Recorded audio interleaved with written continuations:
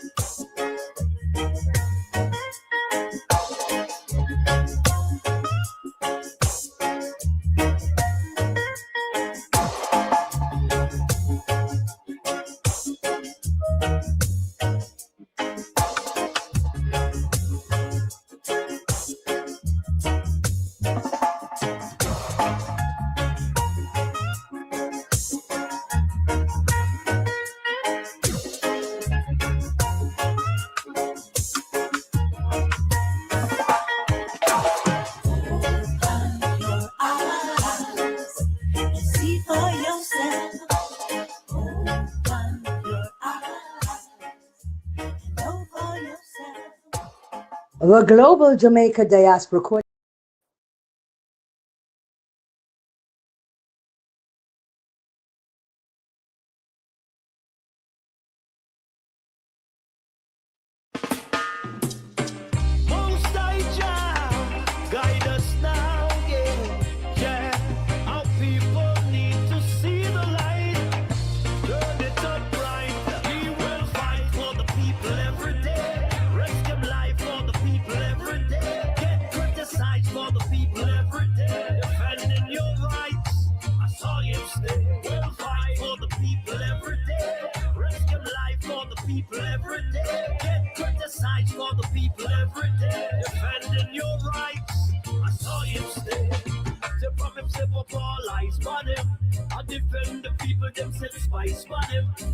Politicians spread like spaniel, but we know the bug of them not wise like him.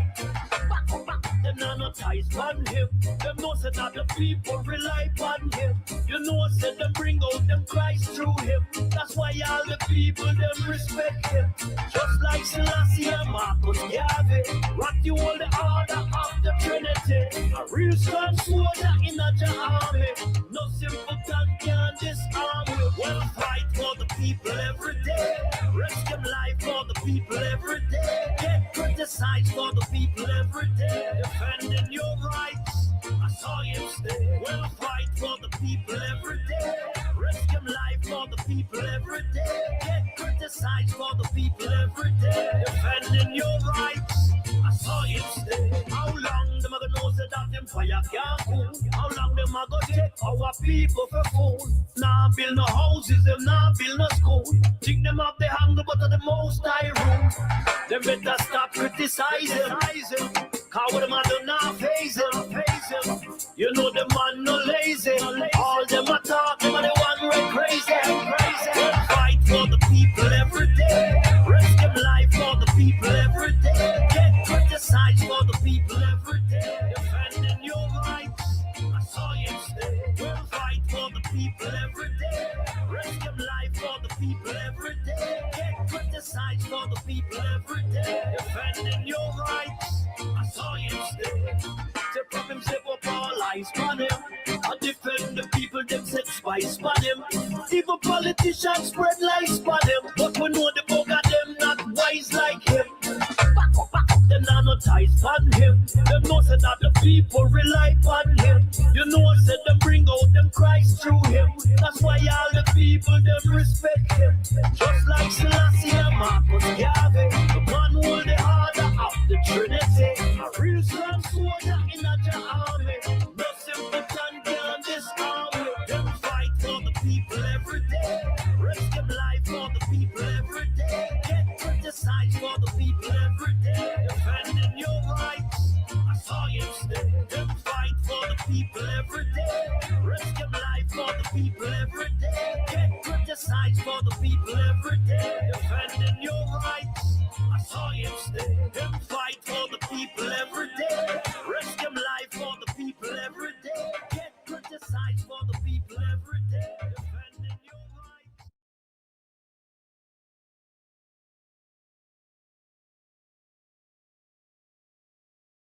All right, ladies and gentlemen, brothers and sisters, students, we're gathered again for another intellectual and stimulating session of our version of the Global Jamaica Diaspora Biennial Conference. It's online, and as the commercial says, or the promo says, it's free. It doesn't cost you an airline ticket, doesn't cost you hotel accommodations, fees, just an investment of your time. 3 hours, that's all we ask, so that we can bring the issues to you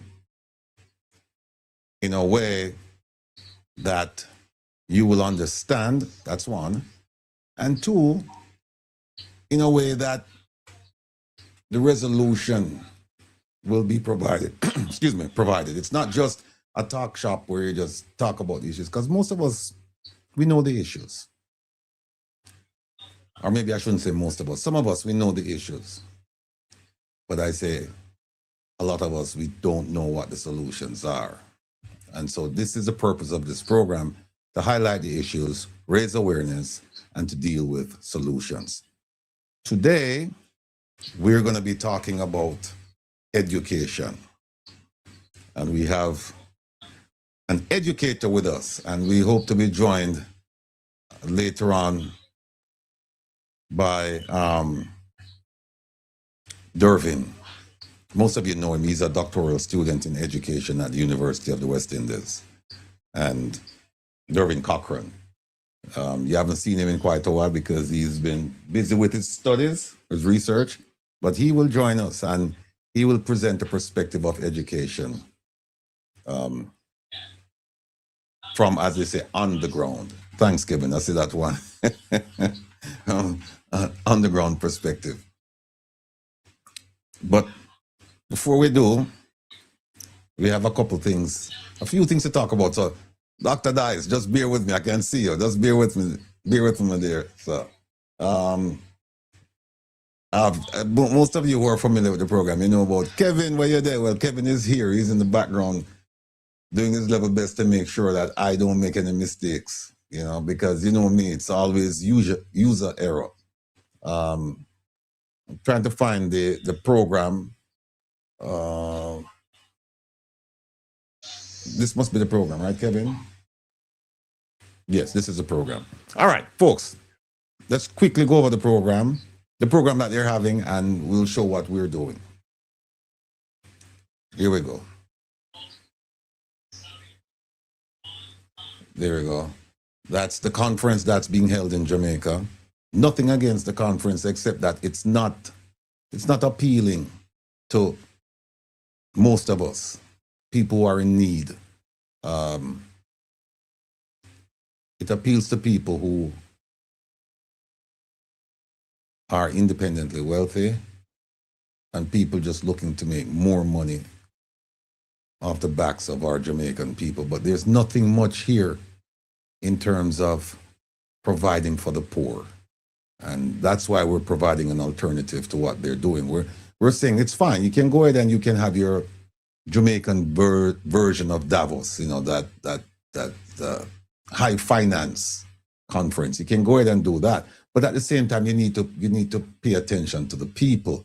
And we don't think that they're paying enough attention to the people. So let's quickly go over what they're planning to do. Yesterday they had the pre-conference, and we had our pre-conference as well. And today, if you look, day one, you see right here. Let me show you. First of all, let me take off. If you look, you see how much attention they're giving to education. It's right here. And they're doing education along with the Diaspora Achievement Awards, with a conference commencement, and this is really why they're having the conference in Jamaica, this one. Trade and investment. That's the real reason. But you see where education is. Education should be a standalone by itself, a plenary session. They should have it with just educators, teachers, students, parents. That's what they should have. And also law enforcement, because you cannot talk about education without talking about corruption. Because we've seen where people have been arrested for allegedly stealing from the children of Jamaica. And there's a direct correlation, we believe, between corruption and educational achievement. Because if you don't have the money to pump into the system, then of course the children are going to suffer. The teachers are going to suffer. We've seen schools that are just dilapidated beyond words. And yet we see where they're spending millions of dollars, US dollars that is, talking about a school bus system that is not working, will not work. It was bad in its conception, and it's even worse in its delivery. So there it is. Today they're talking about education alongside a whole bunch of other things. Let's go down and get into the details. So this was yesterday. We talked about this last night. They like this word here, mobilizing. And you see that diaspora trade and investment. It's all about money. And it's all about the people who have sold us out. Some of these people getting Diaspora Achievement Awards, it's undeserving. And look who's giving them out, the Governor General. There it is, business success stories, investing in Jamaica's property market. Look at this one, empowering entrepreneurs and communities through the JSC and the Jamaica Social Stock Exchange. How many of you watching this program, how many of you have any money on the stock exchange? How many of you care about the stock exchange? It's appealing to a different set of people. All right, here's Monday. So, the first plenary session they have there it is. It's unlocking opportunities for returning residents. Opportunities. What does that mean? A lot of us can't even go back to Jamaica right now because of the economic situation. Look at the education one. Building a resilient education system in partnership with the diaspora. This is something that they did last year. And if you go back and you look at the if you look at the schedule for the biennial conference, you'll see this on it every single year. You'll see it. And you say, well, why we keep on saying we're building a resilient education system in partnership with the diaspora? What does that mean? What is the diaspora's input in this? Because we know for a fact that in the main, the government does not want our input. We know that. They'll say it. It'll sound nice. It'll sound appealing. And they'll use all kinds of fancy words and phrases. And they'll smile. And you'll say, yes, they're doing a lot because they said that they plan to do a lot. But are they really doing a lot? Are they? What they want is your money. And look at this right here. They say includes recovery of schools impacted by Hurricane Melissa. They're not talking about teacher training, you know, when they talk about this. For the most part, they're talking about resources. What can you give us? And they've been given a lot. And as we know, based on the Auditor General's report, less than 3% of the monies received as a result of donations has been spent on the people of Jamaica. So, and there is the rest of it. 5:30 meeting of the Global Jamaica Diaspora Council and Youth Council with stakeholders. This is now where our representatives, and many of you don't know your representatives, and for good reason, because you're not in the community. Just this past Saturday, we asked, on the exam we asked, there was a question we asked, which was, we asked the people in Jamaica, do you know who your MP is? Do you know the name of your MP? And then we also asked the people in the diaspora, do you know the name of your representative? Who's representing you? And many of you didn't know. And some of you who knew, particularly the representative in the Northeast, that came as a direct result of the information we provided concerning the election and the individual. Otherwise, you probably, and it's I'm going to hazard a guess, that you wouldn't know. You wouldn't, because there's no outreach to the community. Because this is what they're interested in. They're interested in connecting with stakeholders. That's what they're interested in. So they go to the fancy events, the galas, the balls, the conferences, and they get their pictures taken with these officials. And it's primarily about self. It's primarily about self. When was the last time you got a report on the status of the diaspora from your diaspora representative? For most of you, never. Similarly, when was the last time you got a report from one of these conferences saying, be it resolved that we're going to be doing this, and that, and then there's an after-action report saying, we accomplished. How many of you have seen such a report? You haven't. And do you know why? Because such a report doesn't exist. So let's put this in perspective now. This is about the diaspora, Global Jamaica Diaspora Biennial Conference. It's about the diaspora. But there's nothing in it for you. And you have to pay to attend your own conference.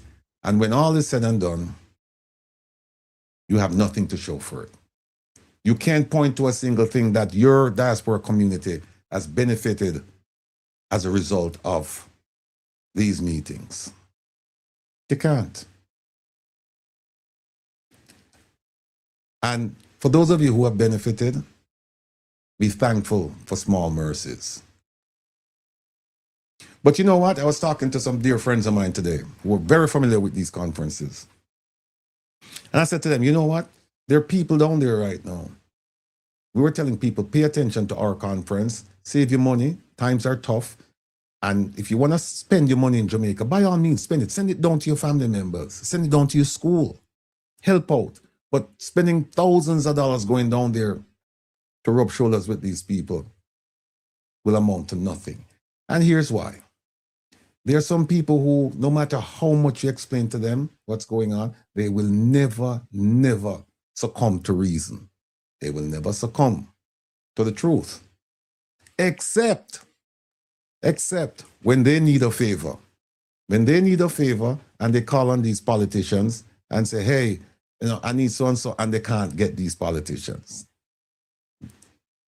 In their quiet moments, that's when they reflect and say, Rattigan was right, Spend all of my money, go down there, take picture with them. Them give me a phone number, say, you can contact me at this number. When I contact them, I get somebody who's saying, who are you? The minister is not available. Call back next month. And you call back and you can never get the minister. And whatever it is that you desire of the minister will never be achieved. That's when. So they've given very little time to education. We're going to try and do better than, not try, we're definitely going to do better than them because we're going to discuss the issues. And then we have Dr. Dice here, but there's something that's on our show. They said that they're sold out. They said the conference sold out. And look at this.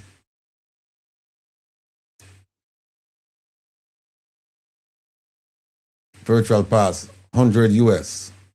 No lunch, 3-day conference pass, 100 US.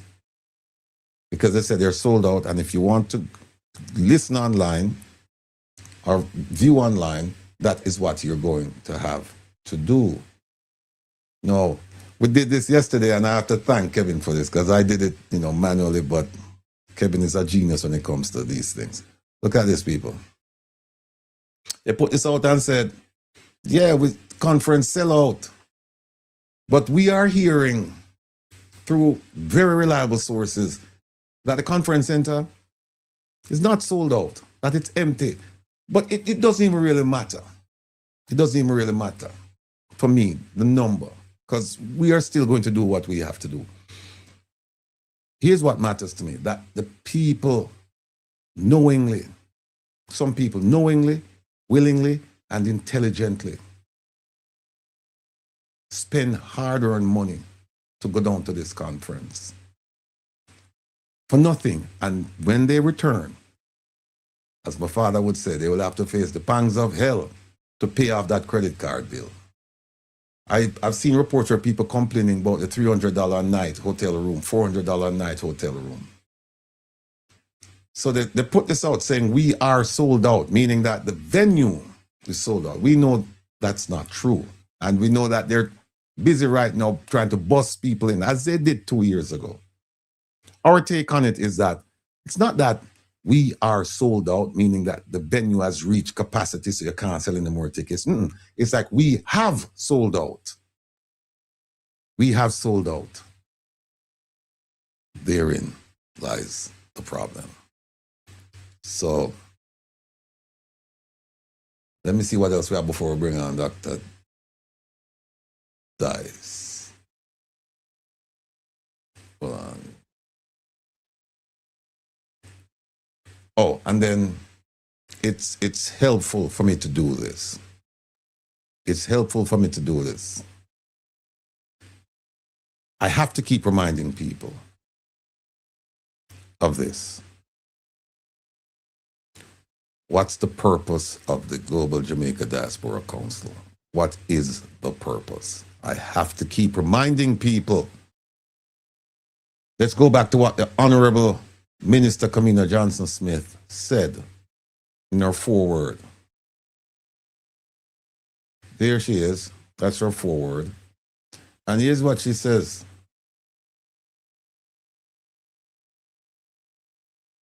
Second line.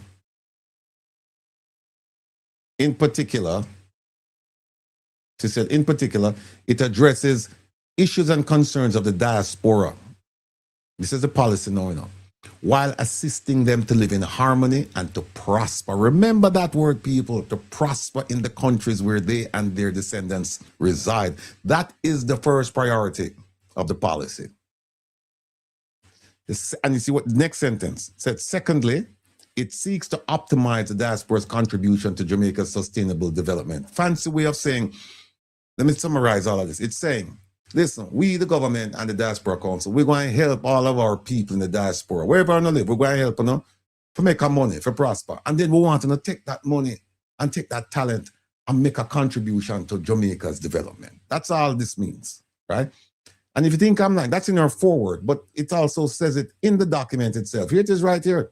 The purpose of the policy is to establish a framework for the coordinated engagement of Jamaica's diaspora in keeping with the government's commitment to. Same thing I just told you. Broad inclusion of the diaspora in nation building. Help us build Jamaica. But how you help us build Jamaica? By being prosperous where you live. So the second one, promote their interests. Their, us, the diaspora, interests and well-being in the countries where they reside. Those are the two things. And ask yourself the question, this conference you're putting on, where is the interest in terms of promoting diaspora success? Where is that interest? Not go so. I see we're joined now by Mr. Jeffrey Tavares, my co-host for tonight. And I just have one more thing, Dr. Dice. One more thing. Bear with me. I just need to show them this one thing here.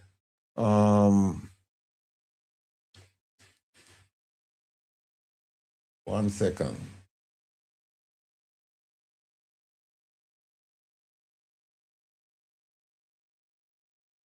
Okay, here it is.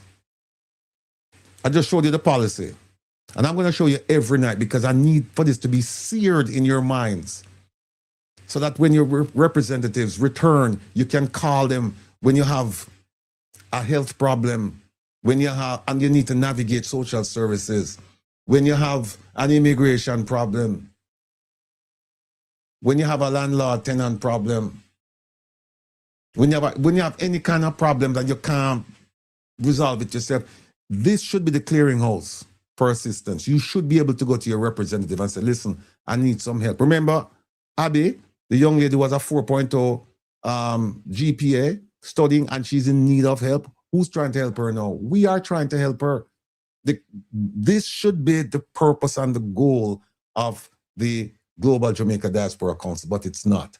Let me just go back and show you. This is the policy. This is the terms of reference. And I'll show you where they say the same thing.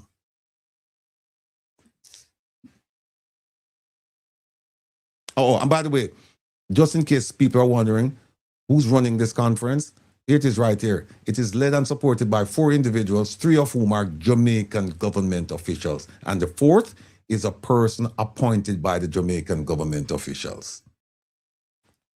Where do we fit in the scheme of things, of having our representatives lead and support our organization? We're nowhere, we're absent. And not only are we absent, we're silent. Here it is right here. It says, proactive, explicit, and far-reaching efforts will therefore be made to utilize the Global Jamaican Diaspora as a source of advice, ideas. We know that they're not listening to us. Inputs, that means resources, with respect to the government's priorities at home and abroad. But there's one more thing here. 2 more things, actually. See this? The National Diaspora Policy recognizes that Jamaicans abroad represent a wealth of human capital, skills, knowledge, and expertise. They don't want that. Social capital, relationships and networks. Yeah, maybe. And here's the key. And financial capital that can be leveraged to support national development. That is the prosperity that they're talking about. Don't ever forget it. And this is the last thing I want to show you. Here it is. The National Diaspora Policy articulates the government's firm commitment to address issues that affect the well-being of the diaspora. While assisting them to prosper in the countries where they and their descendants reside. I can show you in the policy where they said, we're going to help you with immigration issues. Have they? All of you Jamaicans, my brothers and sisters, running and hiding from ICE, living like dogs. And when we say dog, we attack stray dog, just a run and hide. Have you received any assistance from the Global Jamaica Diaspora Council and or the government of Jamaica? I am here to tell you that I don't know of a single person. I know people who have contacted them and they said the embassy, the consulate, they said, we don't do that. We don't get involved in those things. Yet their policy says that immigration is one of the issues that they're going to help you with. Well, it's not happening. So, ladies and gentlemen, without further ado, I bring on my brother, the man, the myth, the legend, the man who loves to eat apples. That's his favorite fruit. His name is Jeffrey Mekwitag Tavares. And of course, Dr. Dwayne Dice. Gentlemen, welcome, welcome, welcome, welcome. Good afternoon, Mr. Rattigan. Yes, sir. Dr. Yes. Dice, good afternoon, sir. Yes, good evening from my standpoint. Yes. Yes, evening, yes. It's after 7 o'clock. Yeah, it's evening. Yes. Dr. Dice, I want to thank you for your patience because what I just did has to be done and will be done every night until Thursday. We need to remind the Jamaican people of what the Global Jamaica Diaspora Council is as an organization. And we also need to remind them of the mandates of that organization and for them to decide whether or not they're being helped. And I know me, so they put it in their policy and they put it in their terms of reference.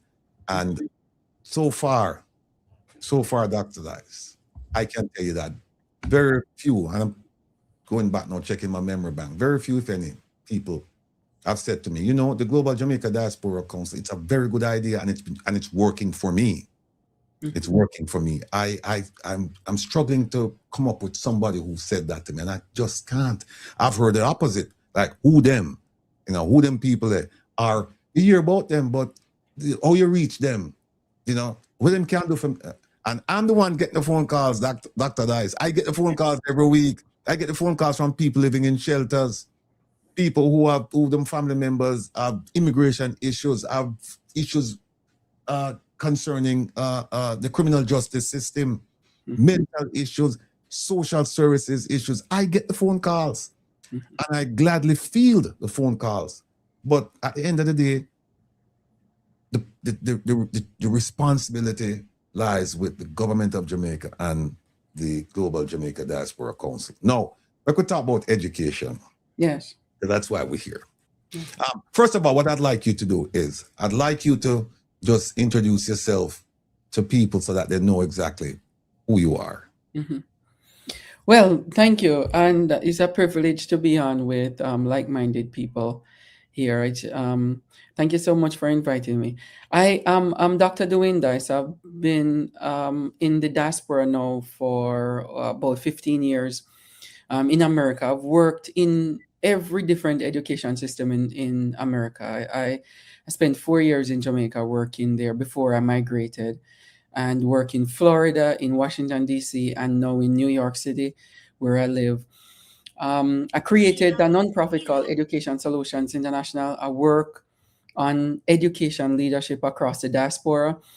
And what I realized is that I couldn't focus only on Jamaica because people were reaching out to me when I started working with Jamaica that they need help. We need to fill gaps, education gaps across the Caribbean diaspora. And so now my nonprofit Education Solutions International offer services, leadership and professional services to schools across the entire Caribbean, and mostly the English-speaking Caribbean, CARICOM countries, and Central America. So we have about 17 countries in our network that we partner with and lead professional development for schools. Jamaica has been one of the few places that we're venturing into to actually do this work. We're more connected to a lot of other countries across the Caribbean because of it's the mindset of Jamaica that the diaspora is only here probably to offer remittances.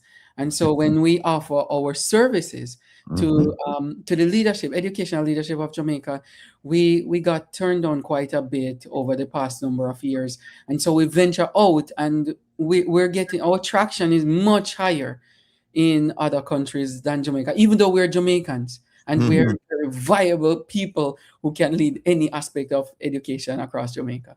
Dr. Dice, let me just put up this again and show the people about the Global Jamaica Diaspora Council and the government. Let me just put this up. See this, people? See, it says in green. I hope you can see it. Yeah. It says right here, the draft, it's no longer a draft. The diaspora policy also recognizes that Jamaicans abroad represent a wealth of human capital, skills, knowledge, expertise. That would be you. And social capital, relationships, and networks. That would be you. And they said you're going to use it, they're going to leverage it to support national development. So tell me now, what have been the reasons when you say to them, look, I'm a Jamaican, I have this product that I would like to leverage for national development in terms of the education of our students? What's the response like? Well, it's more of what we can support, we in the diaspora support in Jamaica on the local level. So if we're going leadership wise, where we say we have these programs or we have these skills that we can create, like literacy, we can create literacy framework across the whole country. We can create numeracy framework and partner with the regions instead of just one or two schools. It's very easier to go into one or two schools than to do regionally because of the politics behind it with the education framework that they have. And we're trying to figure out what exactly are you trying to achieve here if you don't want the whole population to get educated and to become more sustainable in themselves with literacy and numeracy. And I'm picking the very basic, numeracy and literacy, framework, and to partner with people who actually understand educational framework on a large scale, and we find that it's more so, it's easier for us to get into local schools, individual schools, and talk to individual principals than to even go to the regional level or the parish or what they refer to as QECs, quality education circles across Jamaica.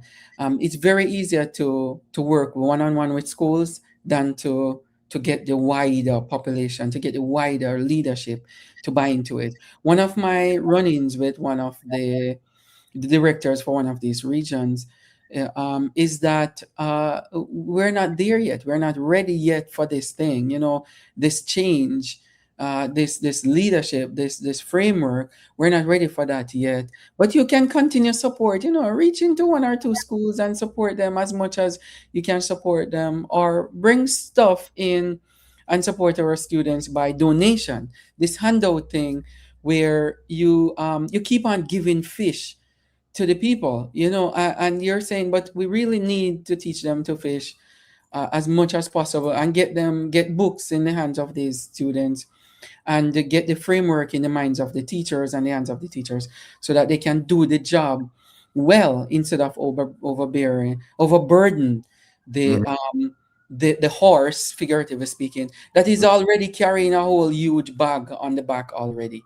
It's very stressful to even think about it and reflect on it. The run-ins that we have had, several of them. Before I bring in Mr. Tavares and Dervin is here, I say Dervin is in the green room here. Dervin, you can join us whenever you feel like.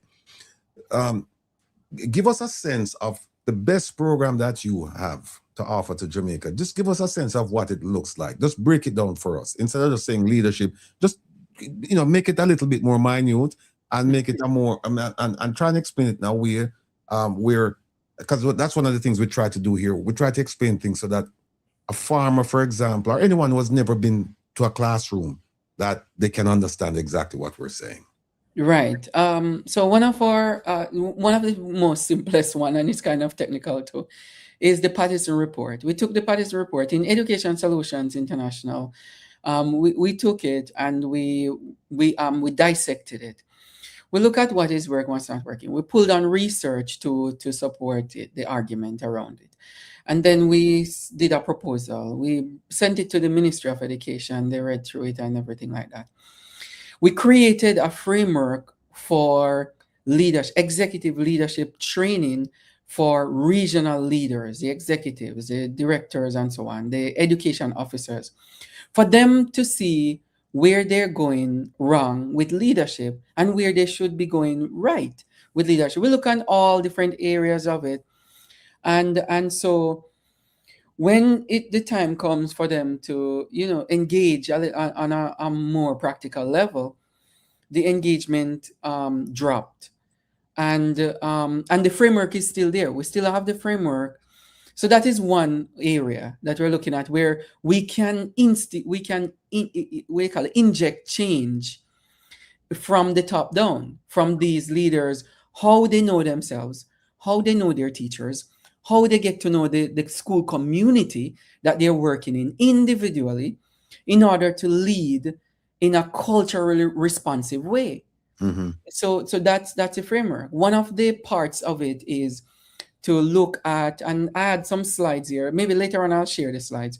Okay. But the idea of treating English as a second language in Jamaica, because Patois is what you grew up learning, and you can't test students in a language that they have never born with. We have to learn English as a second language. It's a fact. Everybody, including me, I grew up in the country around Murray Mountain, 9 miles, Bob Marley's area. And we grew up hearing, come here, boy, do this, do that, go move the goat, go feed the pig, and so on. You can't go to school and say, like, come here, sit over here. Tom said you should sit down. No, we're wondering, like, how should we write that? And so the declensions and spellings and so on, we actually have to learn that from scratch. We have to learn the vocabulary from scratch because we did not grow up in that. And for a teacher to look at us and say we dumb or we're cocoa head because we don't know the English, that is it's a farce, and it's an evil that is like slavish, this colonial mindset that is portrayed in our schools still, when they're supposed to help us to develop our language, because our language is Patois. Our first language is Patois. And then the English is coming on as colonial language. English is a colonial language, a business language back in the days, whether they like it or not. And for even somebody in parliament to even tell somebody that they need to speak properly. This is really hitting really hard. Like, why would you tell somebody to speak properly when they're speaking their language? And properly? No, you don't tell somebody to speak properly when they're speaking their language. You tell them, could you use standard English in here for the international audience who will not understand our language? You can't tell them to speak properly because they're speaking properly in Patois. Right. Yeah. Right. So that's the framework, and more, caveat on it. That's where we're going. No, that framework, because it's not accepted, and we can't wait on people. We're getting old. We can't wait on them. We brought this and we put it in other Caribbean countries and working with these. We have a lot of leadership training, a lot of teacher training programs in our network, and we are taking it to that. No, not to bash Jamaica. A lot of the teachers in Jamaica really need help, and we have hundreds, thousands of them in our network when we do workshops, literacy and numeracy, science, STEM workshops, leadership workshops in our network, either online or in person. Tons of them come online. The leadership of Jamaica really needs a mindset change. It's funny you mentioned about the Patois, because when I was in the FBI, we had a case involving Jamaicans, and I had to testify. And they brought a linguistics professor to kind of prepare me for my testimony. Right. And he explained to me that Patois is a language. Yeah, it is. It is in New York City Constitution here, where I had to file a suit, and when I look at the law, there's the act. It's the referred to as the I forgot what it's called now, but Patois is one of the languages in there that it's a discrimination against people based on their nationality and so on. It's human rights. It's a part of the states. So that is one thing that the federal government in America here didn't dismantle when they're dismantling the Civil Rights Act Right. last year. They couldn't dismantle this because it's a part of the state. So Right. even though outside of New York State, nobody will listen to you in New York State, and that's why I don't really like 100% what's going on here, but New York State is actually upholding that for people. So if you're living as a resident here, you can actually file a lawsuit against people who discriminate you. To your point. So yes, Patois is listed in there. Jamaican Patois is listed in the act. I'll tell you what, I'll go even one further. I was designated the first FBI Patois expert, and the FBI they give you a language test in Patois. Yes, a language. In order for them to say, okay, you can go testify, they have to make sure that you know the language, because if you get up on the stands, you might get cross-examined and everything will fall apart. Oh, yes. And so the first thing they do is they test you to make sure.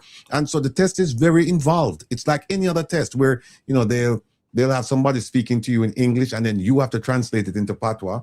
Then somebody will speak to you in Patois and then you have to translate it into English. And then they'll give you 4 topics and say, pick one of these topics. And we want to give us a 3-minute speech or a 5-minute speech in Patois. So it's very involved. So I don't understand what's going on. But I tell you what, let me just switch gears and run now to Mr. Jeffrey Tavares. I saw Dervin a while ago. Dervin, you can come on whenever you feel like. Sorry about that. No, you have to put Dervin into the studio, Ratty. He can't come on like that. I know, but he's not on camera right now. Oh, okay. Here he is. All right. Hold on one second.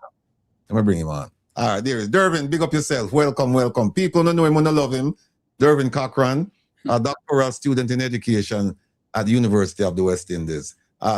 Dervin, I want you to meet Dr. Dice, a talented and accomplished educator in New York City. So he's giving us the perspective, and that's why I love this panel, because he's giving us the perspective from the diaspora, saying these are the things that we have tried to bring to the attention of educators, the government officials in Jamaica, and we're having some difficulty with them accepting what we have to offer. However, when we go to other countries in the Caribbean, we're well received. So there we go. But Jeffrey, go ahead. You have a question you want to ask? Or, Yeah, I have this to say. It's quite shameful that they want us in the diaspora to be a part of Jamaica. And when the expertise in the diaspora decide to come home and say to them, say, hey, Minister Dana Morris Dixon, we can do this or we can do that. They refuse to accept what we have. But every single diaspora conference they have, they bring up this stupidness about, no, yes, the diaspora must come home and invest into Jamaica. And when they come up here to beg money, because they said, no, let's come up and beg money. And they beg the money. And those who love to give the money because they want order of all dead this and order of all dead that, they jump and they give the money.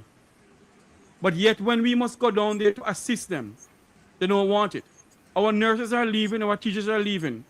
And so many people within this country, the United States and Canada and wherever in the diaspora, willing to go back home. But for some unknown reason, those people who have most educated thing behind their name, who's running the country, refuse to accept us. So the question that I want to ask, Doc, you have been back to Jamaica. You try to assist them. Do you have any do you know the reason why they don't want our expertise, but yet they're telling us X, Q, Y, Z? On the ground, I have no idea. I really don't know, other than I think there's a machine that is working perfectly well, the way that they built it, and I don't think they see anything wrong with the machine. The education system everywhere in this world that is built by either colonial masters or aristocrats and authoritarian or even democratic leaders, they built it to sustain itself, and it's working perfectly fine. Nothing from the mindset of people who run the education system in these countries, nothing is wrong with it. Absolutely nothing is wrong with it. So looking from the outside though, because as the the philosopher said that the only way you can see anything wrong with your culture or your state is to come out and look back at it. And when you come out and look, you see how deplorable some of the things are. And I don't know if when people are talking to them from the outside and say, hey, thing is happening, or you see it. For example, in the pandemic, when the pandemic came, I was leading workshops for thousands of people, tens of thousands of people online. And everybody knew in the diaspora when we started working with Jamaica that there's a problem with Jamaican education system. And it's not just Jamaica, everywhere. New York City, 1.8 million students at the time, they had problems with devices and connectivity, and realizing the gap in educational attainment of students. A lot of countries put measures in place. What I saw in Jamaica is that they kept on saying that they want to go back to pre-pandemic mode. I don't know what that looks like, but the data in the UNESCO report and World Bank, it's not saying, and I don't trust the report 100% from either of them, but that just with a grain of salt, you shouldn't be planning on going back to pre-pandemic mode. You shouldn't. You should be looking to excelling and advancing students' welfare, advancing a lot of the structures that we were actually trying to build online in Jamaica and the rest of the Caribbean. That's where we're supposed to be building on. And when diaspora people step up in the pandemic, that's what we expected to carry over practically and in person. It didn't happen. So that's a jolt of excitement there. And then everybody went back to cooking on wood fire. Ah, let me just quickly say one thing before I bring in Dervin. There's a mindset in Jamaica. It's a very proud mindset. And I've experienced it where it's like whatever you bring come, we know about it, man. We can deal with it. And I'll give you an example. Back in I think it was 2018, I took a group of people down there to do a cyber conference, one-day conference, and we invited the police, we invited Mocha, we invited, in fact, Fitz Bailey at the time was in charge of CTOC. And we invited the banks, we invited financial houses, and in addition to that, you know what we did? The group actually penetrated their portals through the front door, through the things that they advertise to the public. We actually the group was actually able to go in and access their information, and we brought them in and showed them, said there's no security here. And you know what the overwhelming response was? Nah, man, we know them things there. We don't need no problem. We can deal with it. Only to find out that the banks, for example, they were losing a lot of money, but they were also making a lot of money. So it wasn't in their interest to make this public, because then the public would lose confidence and probably have a run on the banks or whatever. So they were fine with it, make it go. And that's why you see some of these fees. So I just wanted to share that with you. Let me bring in now Dervin Cochran. Now, Dervin is a man not afraid to talk in mind, and he live a Jamaican. We really appreciate and admire him for that. He brings underground experience. Dervin, you heard from Dr. Dice that from the diaspora perspective, we have tried to bring things to Jamaica based on what they said that we should be doing, but they're not interested in that. You know, if you come with money, of course, you'll have an audience with everybody if you come with money. But if you come with skills, knowledge, and expertise, they don't want that from us. Tell us about your experience in the educational system in Jamaica. What are some of the basic problems you're seeing that have been unaddressed for a considerable amount of time? Well, good night, everyone, again. Good night, Doc. Mhm. Good night. The education system right now, we're in a transitional state. We still have a lot of problems. We're still plagued with a lot of problems. Crumbling infrastructure, the literacy and numeracy crisis that we have. Remember, it was further exacerbated by the COVID crisis. I remember I wrote an article on Prof. Thompson's blog reimagining education about teacher attrition and the whole crisis of literacy and numeracy.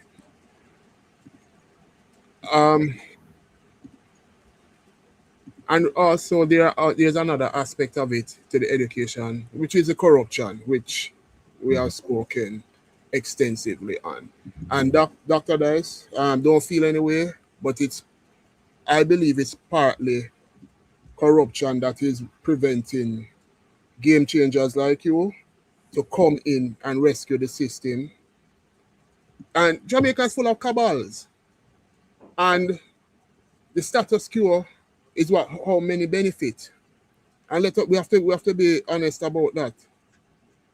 It is the same, the power brokers behind the scenes, the unseen power brokers are the ones who want to keep it that way. Because these same power brokers want to have the level of stratification that we have in society.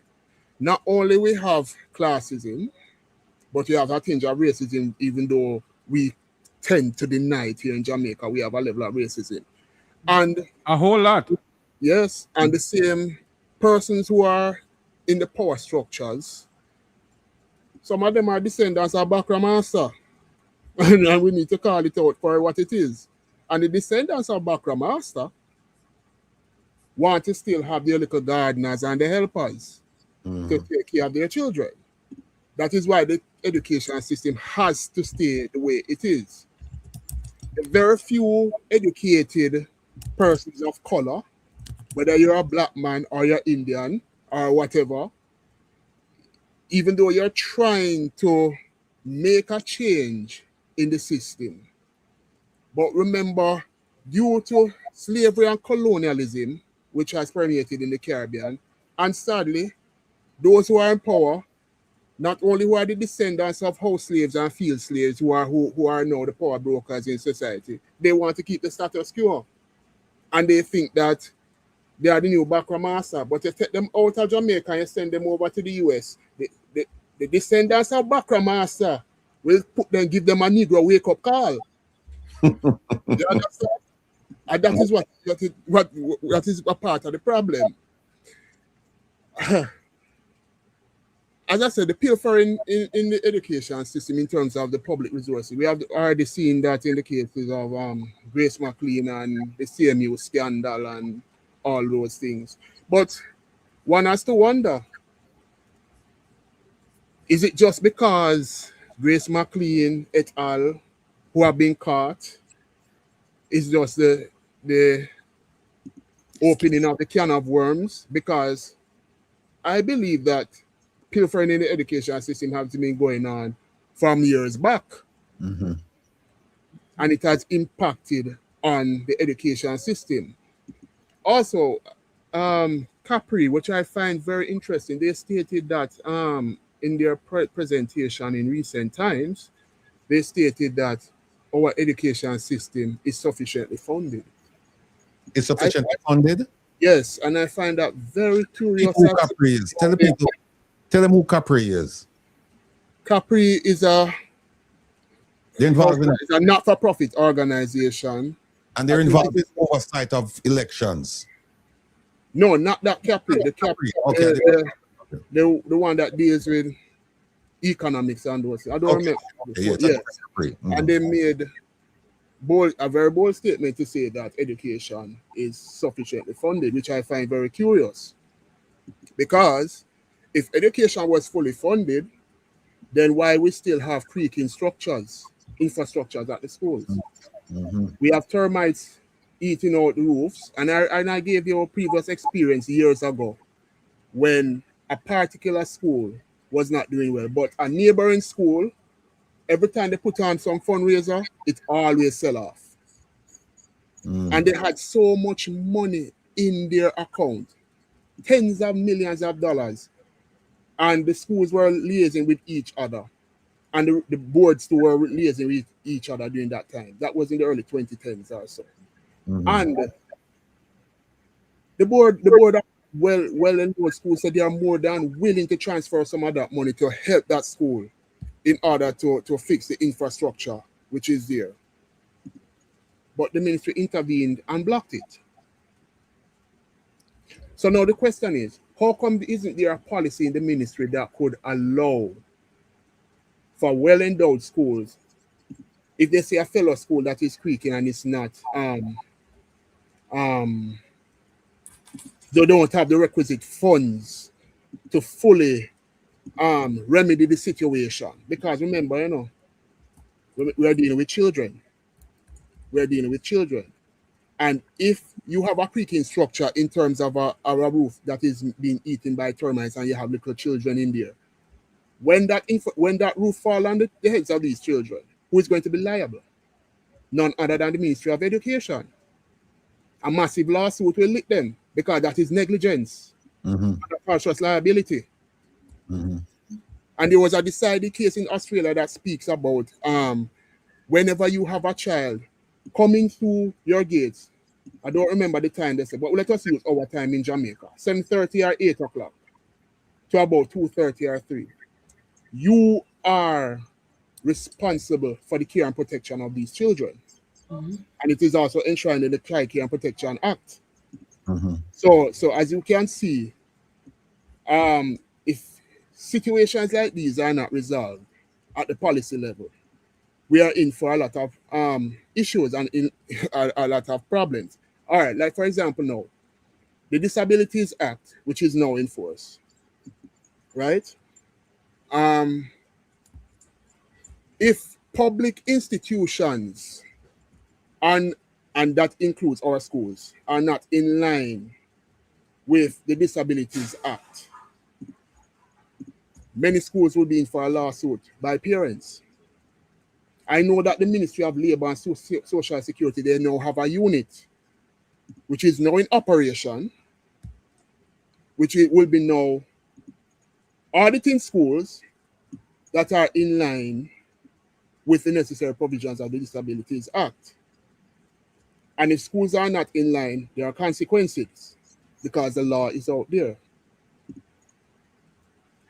There are other problems in the education system. But as I said before, there are cabals that are there who would rather not see certain things change because they benefit from the status quo. All right. Dr. Dice, you want to make a comment on that, what you've heard from the ground level? Yeah, he's right. And it's in total in alignment with what I said earlier about the system, that it's working for whatever purpose they created for.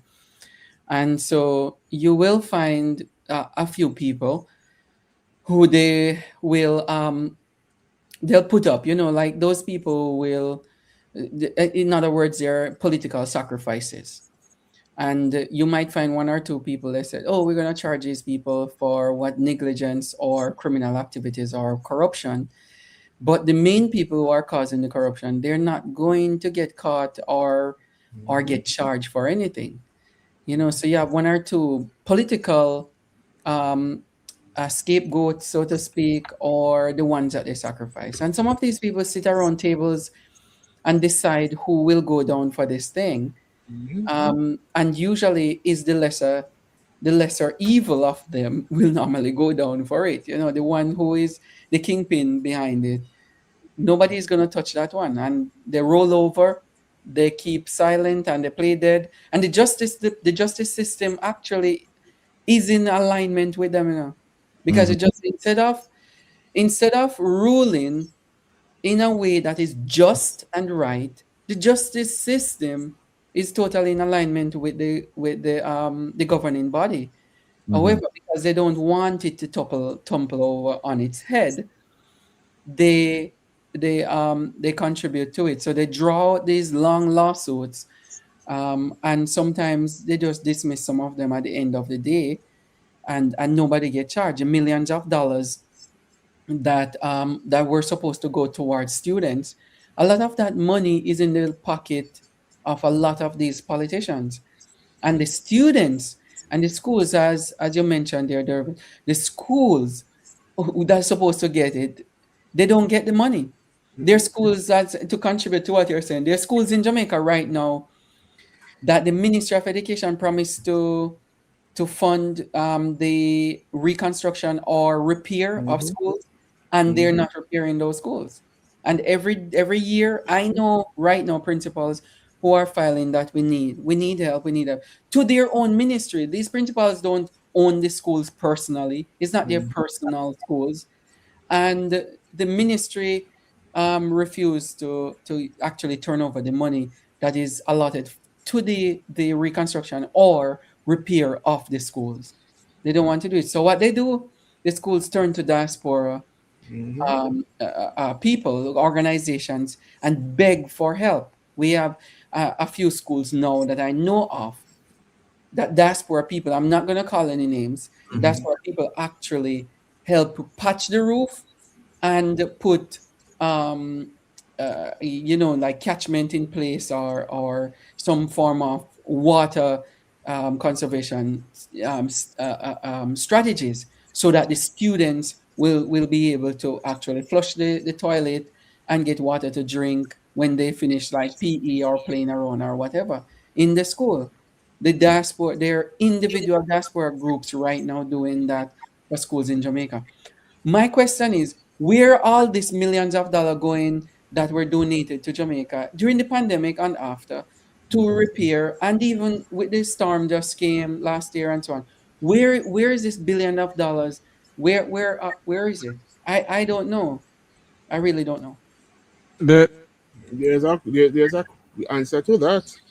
Hold on one second. It's gone into the hands of those who are corrupt. Hold on one second, Dervin. Mr. Tavares? Yes, you asked a very important question, Doc. And what my good friend here from University of West Indies is saying is the truth. And that is why I'm asking the question of you. You're saying that you're a part of an organization that helped to adapt schools. Why is it that you all, whenever these people of the Vumvavon, the Vumvavi, a prime minister, a minister of wherever, come up here to beg money and to have town hall meetings, this is the time we must go to them and ask them where this money is. We can't be begging, we can't be giving them money for pandemic and the money is not being used. The Jamaicans in South Florida donated 400,000 United States dollars. That's 62 million Jamaican dollars. Wow. The check was handed over to Babsy Grange. Where is that money? The people of St. Elizabeth have no roof over their head. Westmoreland, St. James, Trelawney. And we in the diaspora sit down. And when they come up here with hands and gloves, them because we want to get order of all dead this and order of all dead that. The time has come for us, sir. That when they come up here to beg, we're going to the town hall meeting and disrupt it and tell them, say, no, we're not going no more. Tell us where the money has gone. 1.something billion dollars, nothing. Daryl Vance come and buy some old dilapidated school buses up here. Where is it? Where's the money? Yeah. And we sit down in the diaspora, sir, and when they come up here, we're hands and gloves in them. We're still giving out to schools, yet we donate money to telethons and all sorts of tons. And the Prime Minister come up here again the other day in New York to beg more money. He has the galls to come up here and beg more money. And nobody asks him any question. Because what? He's Xi Jinping or Vladimir Putin or the little rocket man?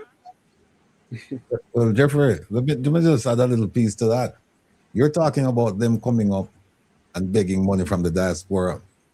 How about what's going on right now as we speak, where diaspora members are going down there and they're still giving them money for Melissa? They're still giving them, asking them, say, we want you to help us with Melissa. You get billions and billions of dollars. You spend, what, less than 3% on the people that really need it, and you're still begging.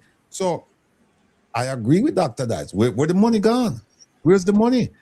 Dervin, I want to ask you a question. I want you to give us your sense of what's going on the ground. I'm going to ask you about 4 levels of schooling in Jamaica.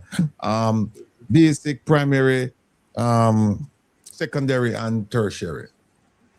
All right, let us start. Yeah, go ahead, please. All right, let us start at the very bottom. The foundation, early childhood. Early childhood is a crisis of epic proportions. Mhm. I spoke to a technocrat at the ministry. Well, they had a question and answer session at a certain conference I will not name.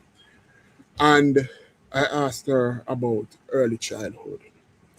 And I asked her if the ministry is going. I asked her if the ministry would be willing to take over many of the early childhood institutions, which are many of them are mainly mom and pop operations.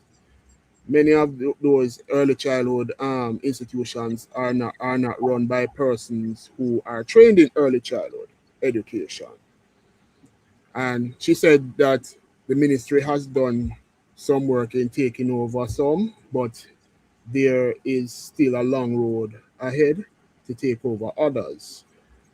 So I don't know for the like, and I'm thinking from a policy directive, probably in my mind, if I were a policy, um, well, since my doctorate is in educational planning, I would have pushed it as a part of the policy suite that the ministry negotiates with all those mom and pop operations, bring them into the fold, and also give them mandatory training in early childhood. Because if we don't fix early childhood, we will always have a creaking primary, secondary, and tertiary institution, tertiary level problems. Because I remember some professors at both UE and UTech having a problem with the quality of students that they are engaging with. Some of them cannot spell properly. Wow. Sad to say. And some of them are using text language when they're submitting their assignments or communicating with them. Like the number 4, Mm-hmm. as we said, this is for you, then you write number 4 and those things. And that is a major problem. Now, early childhood is as I said, is at a crisis level. So now you can imagine the little children who goes to primary level. We're still going to have a crisis because we have overcrowded classrooms at the primary schools. Also in the secondary schools also. And many of the children who are passing through the system, a good number of them have undiagnosed special needs. Mhm. Some may have ADHD, all those type of learning disabilities. And I wanted to ask another question when I was at the conference with that technocrat at the ministry. But unfortunately, I was limited to one question to ask. But I would have loved to ask the ministry, since I'm on this platform, I'm sure there are ministry technocrats who are watching, that what has the ministry having in stock now in terms of policy, in terms of getting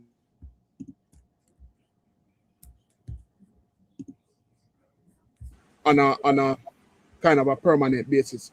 Because the reason why I'm asking, in the high schools, as I said, we have children who have various issues, and some of them may need psychological issues. So you have the special educators who are working with them, the guidance counseling department working with them, the deans of discipline. And there are certain things that they cannot do, in which to complete the quadrant, we need the clinical psychologists or psychologists for that matter to assist. Because special educators cannot diagnose a disorder. They only can say they have red flags of this type of disorder.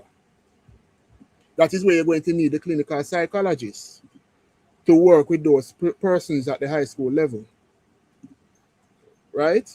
So I don't know if the Ministry of Education will ever reach out to the Ministry of Health and work together, collaborate together to have an initiative of recruitment of clinical psychologists in many of our schools.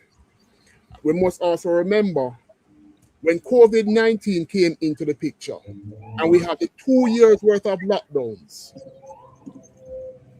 many of our children were at home. Many of them who lived in undesirable conditions suffered a lot of trauma, whether it be abuse, whether it be physically, sexually, emotionally, etc. So basically, and I said it in and I wrote it in my article on Prof's blog, that we are going to have one generation, and if I'm not mistaken, 18 years make one generation. So we are having a generation of COVID-19 damaged children, whether we like it or not. That is why we have the manifestation of a lot of violence in the schools, students developing all sorts of disorders, many of them undiagnosed, but teachers and administrators are frustrated and bawling out to the ministry that they need help. We don't have enough officers in the ministries of education, and that could be a confluence of reasons why. But you see, as you move all the way up to the tertiary institution, up to tertiary level, the problems have repeated. We know that we have some bright moments, but they are few and far in between. And also, equity in our system is little to none. Because remember our educational system also is a stratified system. You have the schools of the haves, like the Campions, the JCs, etc., and the have-not schools, like the non-traditional high schools. So from the national exams, like the PEP, the cream of the crop goes to the top performing schools, while the lower performing students go to schools which former education minister and now prime minister of this country call them failing schools. So in those non-traditional high schools, the lack of resources is huge, extremely huge. And as I said, a lot of that is why I talk about the clinical psychologists now, in which I believe that the education ministry should work with the Ministry of Health to go on a massive recruitment exercise in getting clinical psychologists in our schools. Even have scholarships, working with the diaspora to create scholarship programs for some students who are passionate about helping others, who want to do clinical psychology. Create those scholarships, whether going to local universities like UWI or to American universities to learn clinical psychology and come back down here to assist with the problem. Because as I said, we have 18 years worth of COVID-19 damaged children, whether we like it or not. I know that a lot of people would want to deny the fact, but you cannot deny that COVID-19 happened. You cannot deny that many of our children have suffered under the 2 years worth of lockdowns. You cannot deny that we have a massive explosion of children with psychological disorders due to the COVID-19 lockdowns. You cannot deny that we have an explosion of antisocial behaviors in our schools. There's no denial. But there are people at the top who want to behave like the proverbial ostriches, having their heads buried in the sand and saying everything is okay. Everything is not okay. Yeah. What is needed now at the education, we need more strategic thinkers. We need persons at the helm who are willing to listen not only to the stakeholders, but to the experts and to also our friends in the diaspora who have the capacity to assist with this. Because let me tell you something, and Dr. Dice, you said something profound. You have wondered why they don't basically take you seriously in terms of what you're doing. You see, there's a thing called pride, human nature, pride. Because a lot of them believe that they know everything. But you see, last time I checked, you see, as long as we are living, we always will learn something. We will always have persons who knows more than us. We will always have persons who have advanced skills than us. So we need to learn to be humble. We need to learn to be humble. I may not know everything. Dr. Dice, you may not know everything. Mr. Rattigan, you may not know everything. Mr. Tavares, you may not know everything. But you see, when all of us come together, sit, reason, having a discourse, we learn from each other. And this is what the persons in Jamaica don't get. And we think that everything is okay. Jamaica, nothing not okay with Jamaica. Jamaica is in a crisis, and we need to understand that. And we need to listen. This year, that's why God gave it 2 years. Listen more, chat less. That's why we have one mouth. That is how God is so wise in all of this. He wants us to listen more. Listen. Hold on a second, Dervin. Talking about listen more and chat less, it brings me to this issue of promises in the education system. And I want to show you something that we did around here. And we did this, we put up this chart several months ago. We're talking about education. And it was about the promises made by the Prime Minister about STEM and STEAM schools. Take a look at this.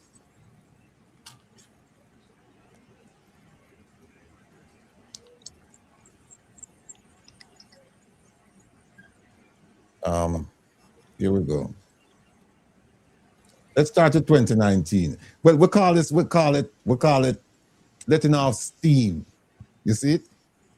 Schoolhouse, jailhouse, and deadhouse, right? And we went back. Keep that title in mind. Schoolhouse, jailhouse, deadhouse. What we're saying is that if you don't educate people properly, they're going to end up in jail. And eventually they're going to end up dead. Somebody calling me, I can't take any calls right now. This subject is too important to take calls. And we can't take any calls. You know what? I cannot take any calls. All right. Look at this, 2019. I hope you can see it. It says, fresh from a visit to China, Prime Minister Andrew Holness announced plans to construct 6 brand new STEM schools. What STEM is what? Science, technology, engineering, and mathematics. All right. Mm-hmm. And then no, that's STEAM. That's STEM. And when they put STEAM, them add R to it, right? Yes. So it says China would assist in building 3 of the schools, while the government of Jamaica would finance the other 3. This is 2019. Look at 2020. The Prime Minister announced plans to establish 6. Remember 2019, he said 6, and China was going to help.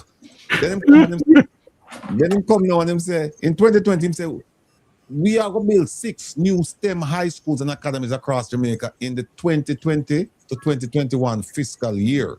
This is 2020. Let's go to 2021. It says the Prime Minister announced that the government had identified locations for the 6 STEM schools and would prepare detailed designs and implementation plans for two of the 6 STEM schools. Remember him talk from 2019, Now we're up to 2021. Look at 2022. The Prime Minister broke ground for Jamaica's first dedicated STEAM, not STEM, and add R to it now, Academy at Dunby Holden, Greater Bernard Lodge, St. Catherine, and then put up a billboard. That's what they put up. They put up a billboard during that time. Now go to 2023. The Prime Minister said the government was eager to move ahead with plans to construct 6 STEM schools and 1 STEAM school. So I'm gone 7 now. As part of the overall plan to transform Jamaica's educational system. Now we could go to 2024. The Prime Minister said that the lands had been identified and that once the investment assessment process was completed, one by one, all STEAM schools would be built. All STEAM schools. Remember one, him saying no. So him say all. So it sounds like it's a lot, but it's one STEAM school and the rest of them are STEM. And him say the Prime Minister officially declared Jamaica a STEM island. Science, technology, engineering, and mathematics island. Then we go to 2025. See to why so.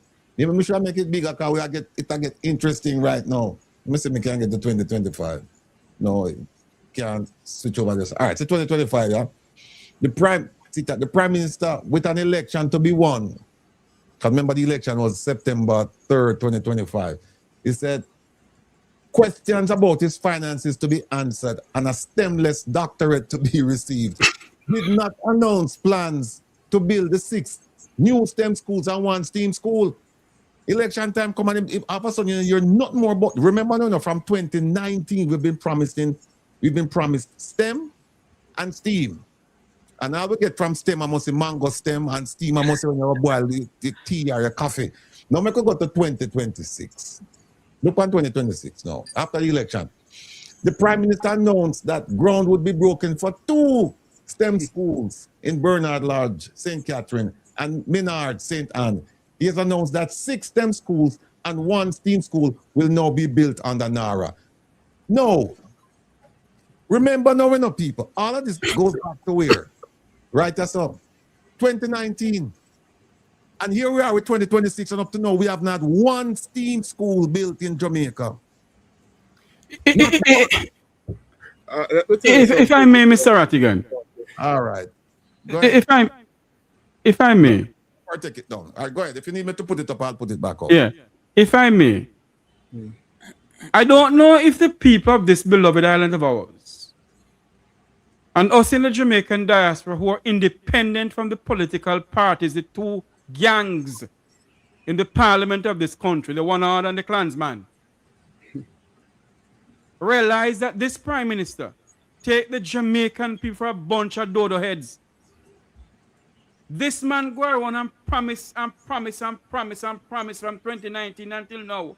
And I know nothing can build. Because you know what he does? He realized that we the people will listen to his damn nonsense and his stupidity. And say, yeah! Andrew do things. Yeah! Broga do things. And then at the back end of it, he's not doing one damn thing. The man will continue to use his mouth to win election in this country and fool the Jamaican people. But it's time for us to stand up and tell him no more. He hasn't built one single thing. He has no intention of building anything. Go ahead for me. You know what? Let me just the thing I just showed. I have a question to ask the Prime Minister from 2019 to 2026. I have this question to ask him. Did the minister lie? Did the minister lie? Did the minister lie? That's all I'm going to ask him. Yes, he did. 2026. We've been every year in my broke ground. Every year we have a different plan. We have assessment to be done, financial commitments. We have this, we have that. And here we are, 2026, and we still don't have one of those schools. You know, sir, Rattigan? I have a video I want to play about promises, but let me hold off on that and just get a comment from each of you before I play the video. Dervin, you want to go ahead? Yes, sir, Rattigan. I was also adding that the STEM schools could have been built because Jamaica has an excellent relationship with the Chinese. And from my research, in my studies, we are doing STEM and STEAM incorrectly here in Jamaica. And I don't know why the Jamaican government keep paying their friends and cronies to go over to China to learn it. The best thing we should do is to get the same Chinese personnel here, the professors from the university, along with our professors at the UA and UTech, and all sit down and craft the way forward in how we do STEM and STEAM here in Jamaica, because we have been doing it wrong. Let me just add this. I don't know if Jamaicans have known, Everybody remember this entity called VDTI? Yes. Right, which is on Gardentown Road, right? Did you know that VDTI is now being subsumed under UTEC? And I think that is the worst decision ever. Yes. It's the worst decision on God's green earth. Hold on a second, Dervin. Explain to the audience VDTI. What exactly? Vector is a training college. No, that's what was it supposed to do. What was it supposed to do? Well, it's to train persons in the skills. And, you know, in the STEM and STEAM type of education that we would know about. Unfortunately, it's going to be subsumed under UTEC, which is the worst decision from a planning standpoint, in my view. Because university is a technological university. We know that. And if we are going by the Chinese model from what I have studied, institutions like VDTI, where the university itself sends the blueprint of what prototype, and institutions like VDTI now, which they will train the students in skills and building those things, build the prototype, test the prototype, and report to the university, said, okay, professor, your formulation works or it doesn't work, we'll come again. But now they have subsumed it under UTEC for another reason, because it was not performing as it should due to, what should I say, the same corruption thing. If you understand what I'm saying. Yeah. Persons who are put in positions at that institution who are not qualified, who don't have the necessary requisite qualifications, but they are there because of politics. And what the ministry should have done is that they should have clean house and get the best man or woman for the job and put them in those sections there in the institution in order to rebuild and revamp the institution. But it's the process is already far gone now, so it will be under UTEC's supervision. So I think we have taken some retrograde steps in that respect. I don't know if it's because they have an agenda maybe to make Heart Trust the premier training institute, so to eliminate the competition or I don't know. But to me, that's the worst decision that can ever be made under this current dispensation, to be honest with you. Let me stop you there. And for the benefit of our audience, some people, they're saying they don't understand the difference between, they don't know what STEM is and what STEAM is and the difference. All right. For STEM, it's science, technology, education, and math. That's STEM. No, STEAM, Engineering? engineering, thank you, and math. STEAM is science, technology, engineering, arts, and mathematics. And the arts is important. That's why it's an upgrade from the STEM, because remember, it's the arts that help you to create things, you know. You have to be very creative. That is why the Chinese are very revolutionary in their technological advancements. And that is a part of the reason why Donald Trump and the US of A are very concerned about the high technological development of China.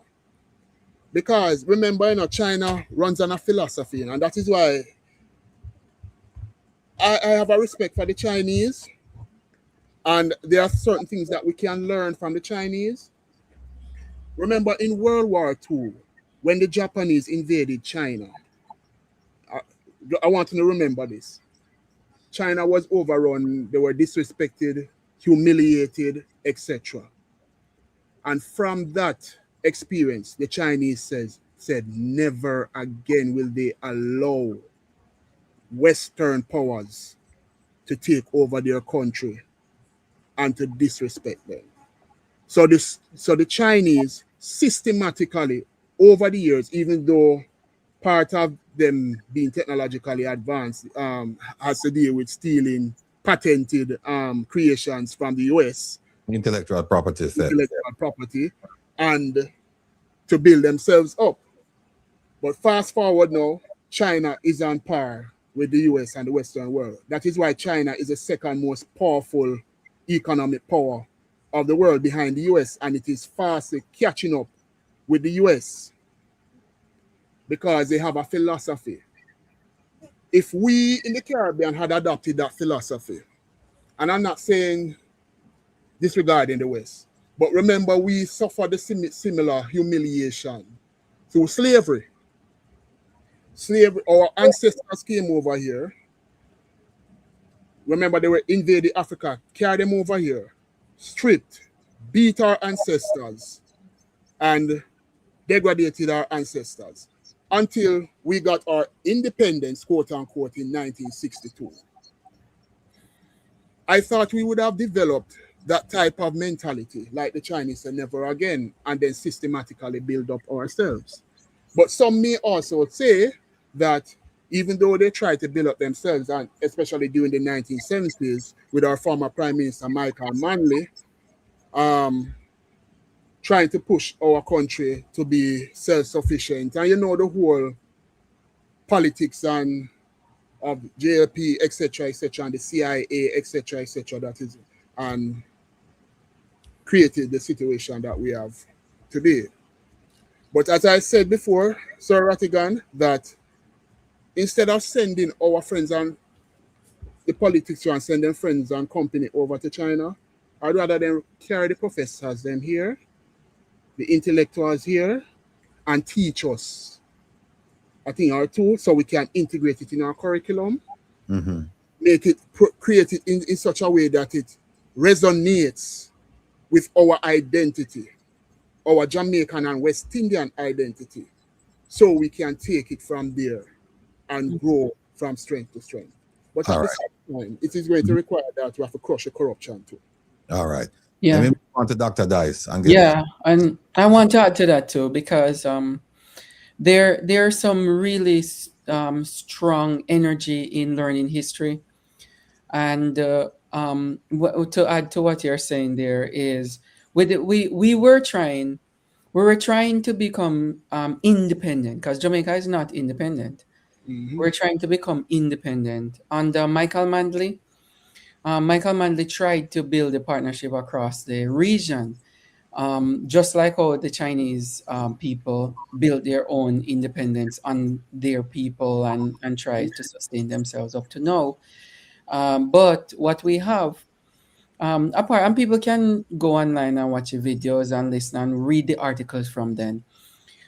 With the American government back in the days, with the CIA and so on, infiltrated the government, just like what happened in other Central American countries and even Grenada as early as in the 1980s, to destabilize countries. And so with the people, when you start, if you teach real history in our classrooms, then the kids will develop that understanding of history. And when they see these things happening in our political system, especially to overthrow a government, to overthrow a leader who is trying to build, like other people around the world, like the Chinese government, try to build a sustainable plan for the country, then the population will say, no, we're not going to allow this person to come in and overthrow whoever who is trying to build the country.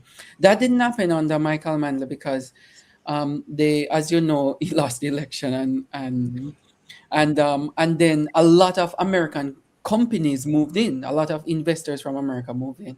And so if you notice now with this, that we need to control the hemisphere, this is not new, it's not new. Every now and then it raises its ugly head from here, from the United States, where America wants to control the entire world. And the hemisphere is a serious thing. Back in the 1800s, they created this Monroe Doctrine under Monroe, and now it's becoming the other thing where they want to nickname it the Monroe Doctrine, where they try to control the hemisphere with the bombing of the boats in the Caribbean, and then looking at one of the things that people need to understand too is you hear this foreign policy from the United States about um, to be in alignment with American values. You know, and if you're not in alignment with American values, then you will have some pressure on you. And so we have to teach students history and see when these things starting to raise its ugly head again, then they can say, no, we're not going to allow that to happen, but we're not going to create any atmosphere for war, but we're going to try to control our own destiny and our own responsibility and accountability. What we find is that our people are gravitating towards a dependency on the colonial, the white man, so to speak. We're dependent on it. We're constantly dependent, leaning on the white man, and taking stuff from them instead of saying, no, we can survive, we can do this on our own, we can manipulate our own systems, just like what Bob Marley said, just like what Marcus Garvey. If literally, if we take Marcus Garvey's philosophy and put it in place, we would be way better off than what we are now. If we teach Marcus Garvey's philosophy in our schools, we'll be way better off now. Marcus Garvey has a blueprint in a little book that he published. Marcus Garvey's work. It's not thick. It's a little book. And to dispense that in our social studies, as somebody said in the chat, social studies class, but also create a segment in our history class in high school to learn these things about our own strength as Black people across the globe. You know, link up with other Black people, not just in the Caribbean, but in Africa and in Europe. A lot of Black people are in Europe too. And the ones in America here, link up with them, share the history, and teach our kids, just like how they're learning other people's history, European history, and so on. Teach them what it means to be our people, what it means for Paul Bogle to be hung because he was so rich in what it means to be Black and gifted, and because of that they killed him. You know, all of these things, some sharp, all of them. And it's not just them, but the people who are coming along, who are struggling right now, who said, but I'm tired of this. You know, why is this happening again? Let them go back to history and then formulate some structures in our education system that will become social ventures. But we're not seeing that happening online. What we see is a lot of sellout and a lot of people who are leaning towards, oh, it's foreign policy. It's not foreign policy. It's colonial mindset. It's not foreign policy. Foreign policy is really a diplomatic approach for your own sustainability in the world. It's not to give the other person your resources. It's not that. Foreign policy is not that. It is to make sure that you are viable and sustainable in the world and you're stand tall in the world. We don't see that in our people in Jamaica and so on. What we see happening right now, we have loose cannons in Jamaica leading Jamaica, not as strong as the 60s. In the 60s, Jamaica money was bigger than the US money. I mean, seriously, when we gained our independence, our money was worth much, much more than the US. And I mean, it keeps on going down. Why are we going that direction? As Einstein said, if you see that nothing good is coming from it, why you keep on doing the same thing over and over and expect different results? But they know what they're doing.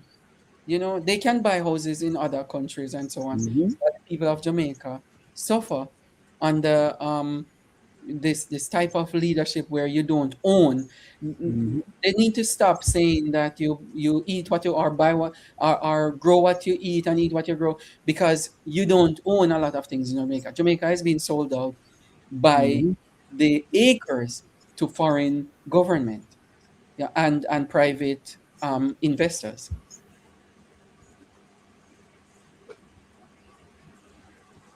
Mr. Rattigan, we can't hear you, Mr. Rattigan.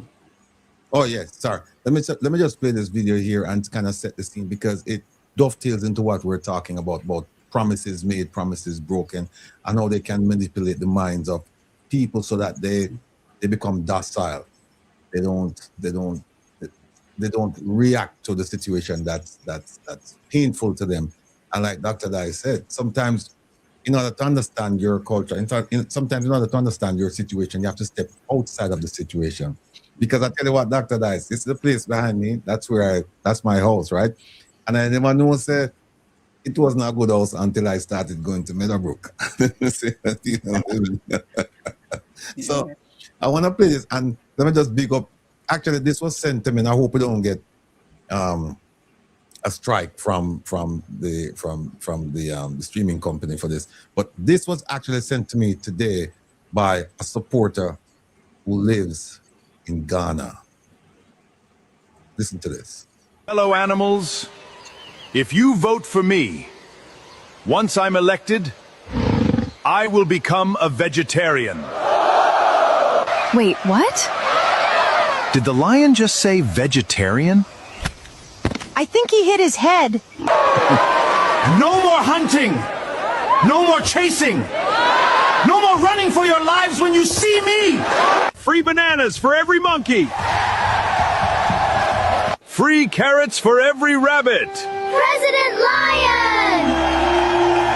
President Lion! My fellow animals, today I make another promise. If I become president, I will make sure all animals become vegetarians.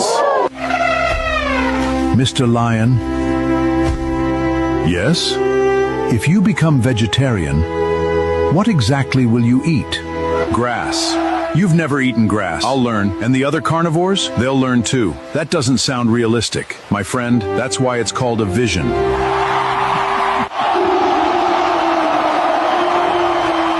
Remember, vote Lion for a peaceful future. What happens when you become president? There will be opportunities for everyone in this room. Power. I like money. Then we're all going to get along very well. The public thinks you're sleeping. Good. Nobody followed us. Excellent. So why are we here? What I'm about to say never leaves this room. Of course, during the day, I speak about equality. And at night, I speak to my friends. What do we get if you win? You'll receive exclusive food collection contracts. Exclusive? No competition. I like that. And priority access to food supplies. Now you're speaking my language. What about us? You'll control national security. You know our job is insecurity? That's exactly why you're perfect for the job. I like the way you think. When I become president, nobody will understand better than animals who create insecurity. And the rivers? You'll oversee every river permit. Every permit? Nobody crosses a river without your approval. Interesting. What position do we get? Minister of Economic Planning. I know nothing about economics. Perfect. Perfect. You'll fit right in. Sir, Yes? you promised half the forest projects to the rhinos. Correct. You promised security control to the leopards. Correct. You promised river control to the crocodiles. Correct. You promised exclusive food contracts to the hyenas. Correct. Correct? And a ministry to the vultures. Correct. Can you actually do all that? That's tomorrow's problem. What happens if they compare notes? They won't. And if they do, by then, the election will be over. That's your plan? That's politics. The election is already won. My fellow animals, the people have spoken. We did it! We did it! Nobody will go hungry. I hope you're right. Congratulations, Mr. President. Let's get to work. Oil price adjustment. How much? 30%. Will anyone complain? For a few days. And then? They'll get used to it. Excellent. Effective immediately? Immediately. Should I prepare a public explanation? No need. Why did the fare double? Fuel prices. Already? Talk to the president. No customers. No sales. At this rate, I'll be closed by next month. Mr. President, Yes? the people are struggling. Food prices are rising. Transport costs are rising. Families are suffering. They struggled before me. Yes, but They'll struggle after me. then what changed? The president. Mom, can I have more? Not today. Why? We have to make it last. What's this? Our future. That's huge. Private roads? Marble floors? Private swimming pools? Only the best. For who? For us. Transport costs went up? How much is the bread? Yesterday it was 5, and today 10. 10! Mr. President! Yes? The people say they can no longer afford food. Prices are rising everywhere. What do you say to them? What do you say to them? The people must learn to manage their money better. Manage what money? Next question. 10 coins. I can't afford my medicine. We have to make it last. We voted for this? The future has never looked brighter.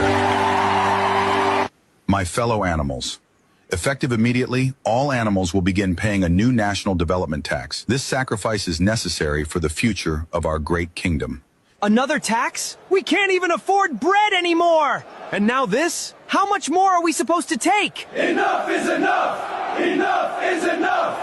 No more taxes! Look how many people came! I've never seen this before. No more taxes! Keep marching! Sir! They're not stopping.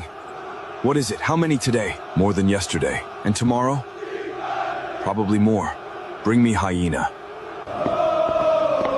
You called? Look outside. That's a lot of angry animals. Yes. Should we worry? No. Then what's the plan? We don't fight the protest. We don't? No, we make the protesters fight each other. Now you're talking. Create 8 social pages. Done. Make each page represent a different animal group. Easy. Tell the fast animals the slow animals are holding them back. I like it. Excellent. Make every group believe they're a victim. Can you believe this? They're blaming us now? This is ridiculous! Who posted that? I don't care. I'm responding. We were marching together yesterday! That was before I saw what your group thinks of us. That's not what we're protesting! I don't care anymore. Where is everyone? At home arguing. The protest is dying. But nothing changed. Arguments continue between animal groups across the kingdom. Protest attendance has dropped significantly. The plan worked. Of course it did. Why does it always work? Because hungry animals united are dangerous, and hungry animals divided? Manageable. 3 days ago, we were all marching together. Now we're fighting each other.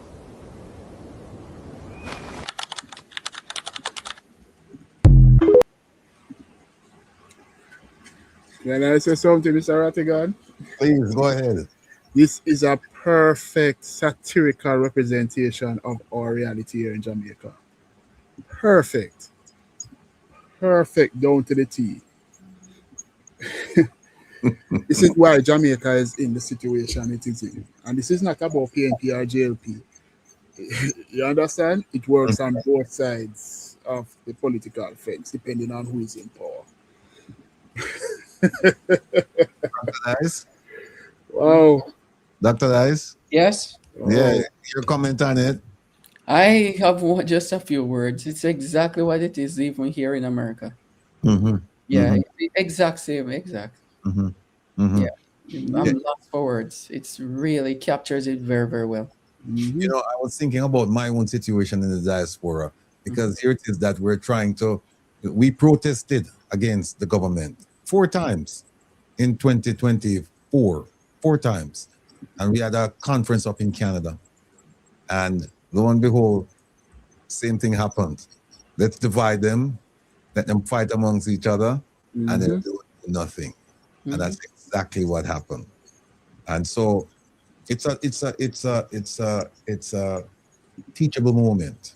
Yeah. That sometimes when you understand these things, when you recognize them for what they are, then you have to make sure that your circle is tight and that people are loyal, because far too often they find the vulnerable ones, the hungry ones. Yes. Hungry, not necessarily wanting food, but wanting something.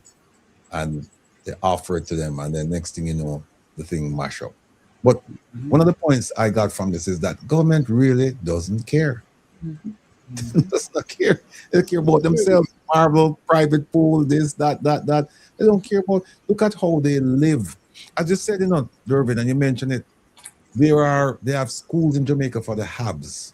Yes. Look at how those schools function. Look at the resources they have, and look at the other schools. And somebody told me, dear friend of mine mentioned this to me once. He said to me, there's an affiliation in Jamaica that's even more powerful than the lodge. That's more powerful than politics. And I'm scratching my head. I said, what's that? He says, school affiliation. Mm-hmm. And he pointed out some members to me in Parliament who attended a particular school. Monroe. And they're on different sides of the island. He said they will never speak ill about each other. They will never. They'll say a few words and then that's it. Yeah. That school bond, he said, is so strong. He said you won't believe it. It's extremely strong. And the question that I'd like to turn to now is, what do we do in terms of a solution? What do we do? I mean, Dr. Dice, you've offered self and service and resources, and they've essentially said, we'll talk to you later, right? And you have to go somewhere else for people to say, yes, we will accept, and they recognize you for the kind of person you are, the organization you run, and the things that you can deliver. Whereas the country of your birth, they really don't give a damn. As we talk about country of your birth, let me just play this video here. I played it yesterday. It's about a few seconds. Here it is. Not your birth that makes you Jamaican. It is the choices you make for your country. Then what can go? So somebody please explain this to me, man. So, what I'm finding out, it's a hard and cruel lesson, is that being a Jamaican and wanting to go back and offer self and service to Jamaica, it doesn't mean that they're going to accept you. Because I've realized that, as Durbin said, they have cabals running this. And if you're not a member, you're considered what? An outsider. And so they don't want you in there. And they will do this to the detriment of our people. They'd much rather have the people go without than have you come in and say, I am going to provide, whatever it is that we can provide to help our people. Yeah. They don't want that. And whatever is being provided, they want to provide it themselves so that they can take credit next election cycle. I don't care who gets the credit. I just want the people to get the service. That's all I care about. But the education thing, and we were supposed to be joined by MP Damien. What Damien last name? Crawford. Crawford, yeah. That's a Clark. Damien Crawford. But he's at a function right now. He may or may not join us, but we only have an hour left. So I don't know if he'll join us. But I wanted to see if you could talk to us about, Irvin. Talk to us about exam scores, if you can. Because it's been a vexing problem for us for years. And we've been constantly told that the exam scores will improve because they're putting in, the school system is in transformation and things will get better, things will improve. But I'm hearing some very troubling news that thousands of students just recently took an exam and very few passed. I'm still trying to verify the exact amount and the type of exam, who administered it and all of that. But can you speak to us about that? It depends on which exam you're talking. Are you talking about the CXC exam? Any one of them you want to talk about? Well, I know that we just had we're in the CXC season for this academic year, but back in 2025, the recent reported results of CXC CSEC in terms of pass rate for English and math. English was 85% last year, and math was 44%. I know that we have a literacy and numeracy crisis, and that is why the ministry, from what I've seen, are making attempts to try to remedy the problem. As I said before, earlier, that all is not going to be remedied in one fell swoop, because we have 18 years worth of children who were affected severely by the pandemic. And I don't want to predict, but it kind of looks to me it may get worse before it gets any better.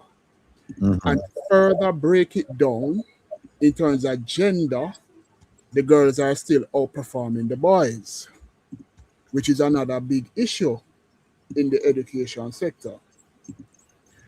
Remember that girls they can learn abstract, but from boys, they will have to learn through actions. That is why, and I had a very interesting conversation with some friends of mine, that we need to understand the gender difference in how education should be delivered. There's a reason why males have more muscle mass than a female. Because if you want to talk about it biologically or evolutionary, males are the hunters. We have to do the physical thing to bring things to provide for the families. That is how we are.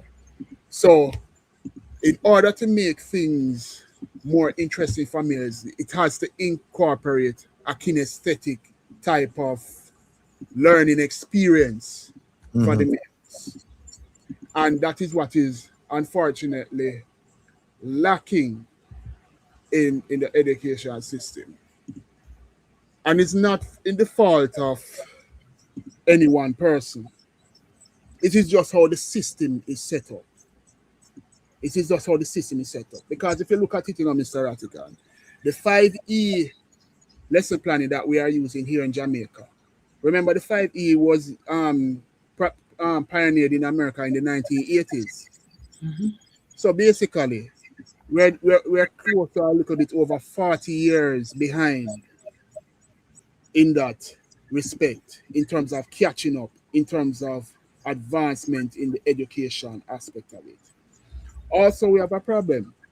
We have more females than males who are teachers in the system. There is a reason why. Historically, it is well known that teachers are poorly paid. You can't expect a man to stay in the profession which is poorly paying him to feed his family. So that is why we have more females than males, because and you know that as I said, Sir Rattigan, the system is set up that way. And I remember doing some research on that also, and how the teaching profession became so female dominated. It is going way back, especially in the 1800s. Way back. So it is an institution that is still ingrained, and until there's a revolutionary step by the powers that be, not only to make education more attractive for more males to come in, the education system will continue to underperform, and we will continue to see the girls outperforming the boys.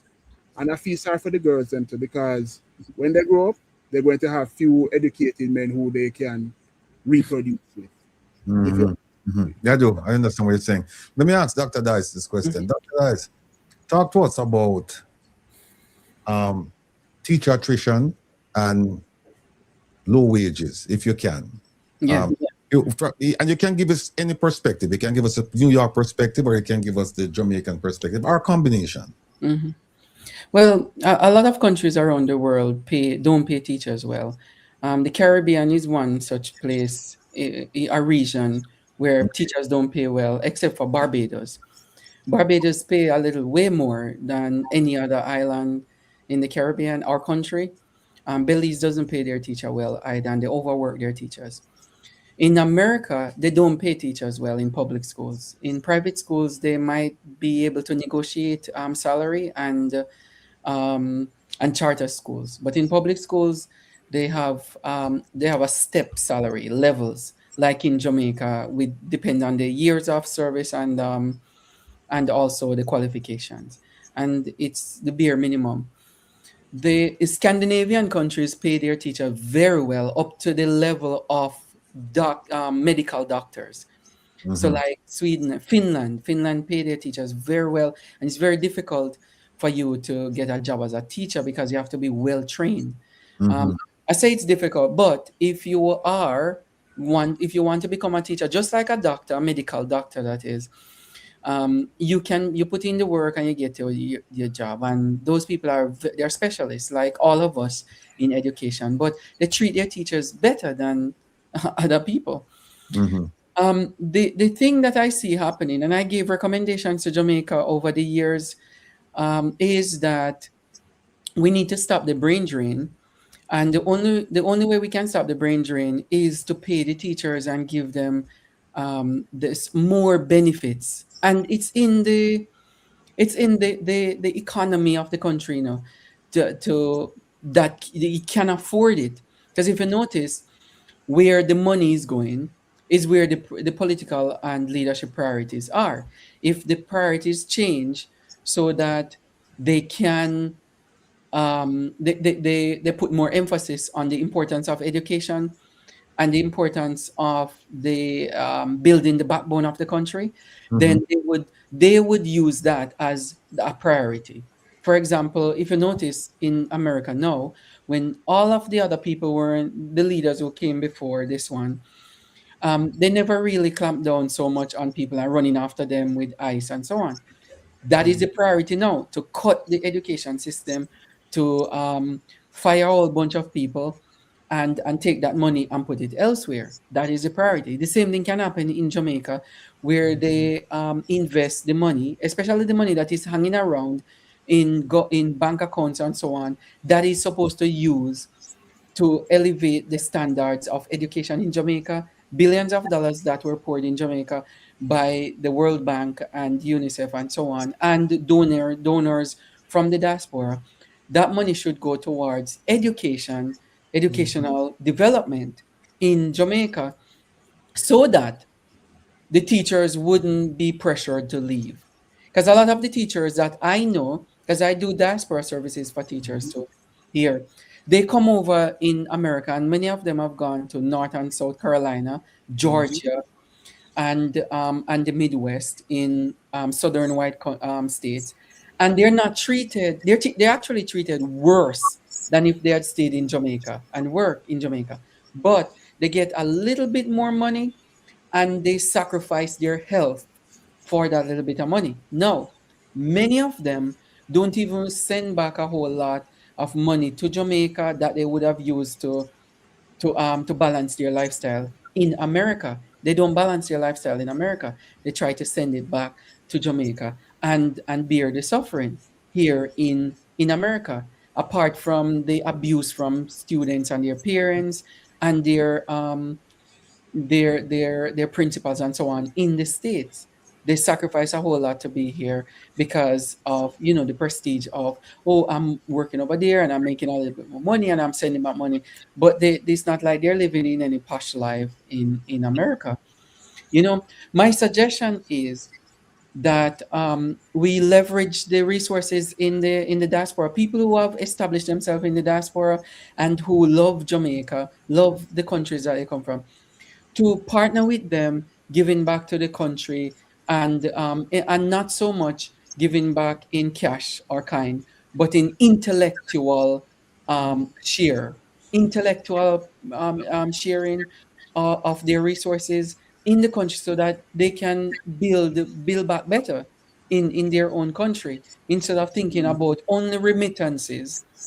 There are people in Jamaica, Jamaican people in the diaspora right now with a lot of education and a lot of intellectual resources that they can offer to the country, and they don't have to live there. They can partner online. They can meet just like how we're meeting here on Zoom or on StreamYard, and they share their resources, their intellectual resources. For example, in finance, in architectural skills, e-commerce and commerce too, diaspora services and so on, and build the country, sustain the country by using these intellectual properties from the diaspora. They don't have to worry about, oh, diaspora people is coming to take over. Diaspora people are not coming to take over the country. We really want better for the country. And many of us, honestly, if it's stable, we would actually move back to Jamaica and live in a stable, secure, nice place. There are many people who are coming from Jamaica who live their life in America. Just the other day, I was talking to one person from the Caribbean. They said, listen, we would take up ourselves in retirement and move to Costa Rica because Costa Rica is peaceful and it's affordable. They won't say the same thing about Jamaica because of the baggage that Jamaica has with it. But they love Jamaica. They would hunt down a patty wherever they can find a patty in Brooklyn or wherever. They would hunt it down. And they would really want some stew every now and then. But the problem is national security and the image of Jamaica, Did me? Jeffrey just back. Jeffrey, you have something you want to say for they're saying that the diaspora want to take over Jamaica. Yes, we want to. We do. Why we want to? You know why we want to? Yeah. Our money they go down there. For the right reasons. Yeah. Every time they have problem where they come to. And then they know what to do. Some of they clean, what to make ends meet in this country. Yes. So when you have these fly by night, pitch by day politicians coming up here, and I'm not apologizing, come up here and go on as if, especially the minister, the junior minister, the minister of Foreign Affairs and Foreign Trade, as if Jamaica have no problem. Jamaica is problem free when him talking. And already to beg. Yes, we want to we want to sit in the Senate or in the Parliament or sit on some boards to make decisions in this country. They keep on milking us and milking us and milking us as if we are milking tree. Yeah. We have to have a say in it too. Yeah. And we're demanding constitutional reform in this country. Yeah, let me say something to that. One other point, and you're very right. When you see something happening like that, we really demand, because it's like looking back at the people you spend time with and you grow up with, and you're like, why are you doing this? Just stop it. Don't do that. But I want to say, Dervin, we're putting on a Men in Education conference in Jamaica in November around International Men's Day. And we have been planning this for the past 2 years and inviting people from the diaspora to come to Jamaica because of the reason what you said earlier. We need more men in education. We need men who can mentor our boys and so that they don't go off the deep end. We need men to be around our girls too, real men who can mentor our girls like fathers and big brothers for them. We need them to see how they can offer real sacrifice and atonement and accountability for our actions. And the only way we can see that is if we have more men in education and the young boys who are out there dilly-dallying around, they need to end up in some of our teachers' colleges, spend the 3 years, get the diploma or 4 years degree, and go back in the schools and work. They said they can't find any jobs. Go back in the schools and work, become pre-trained teachers or whatever they want to do and work. But we need our men to take up the mantle in education and mentor our boys. A lot of them are really in need of mentoring. And that is why we have some of these serious problems in our schools, because a man will look at a boy and say, listen, sit down, I'm talking to you like your uncle, or sit down, I'm talking to you like your big brother, and you can come to me with any problem, even if I'm teaching and I'm not teaching your class. Walk in anytime you have problems. I had when I was teaching in DC, I taught some of the worst in Southeast DC, worst. And Southeast DC is not a joke. It's drugs, guns, black people. They segregated them. And segregation is a different story for another day. And I had students who they said to me, Dr. Dice, I don't know how you're going to manage with that one. And I had students who came in and flipped chairs and all that. And all I did, I just look at them.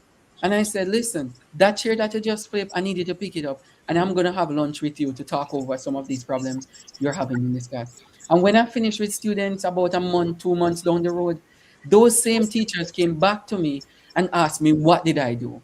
And I said, I didn't do anything. All I did was to sit and listen to the problems that they're having.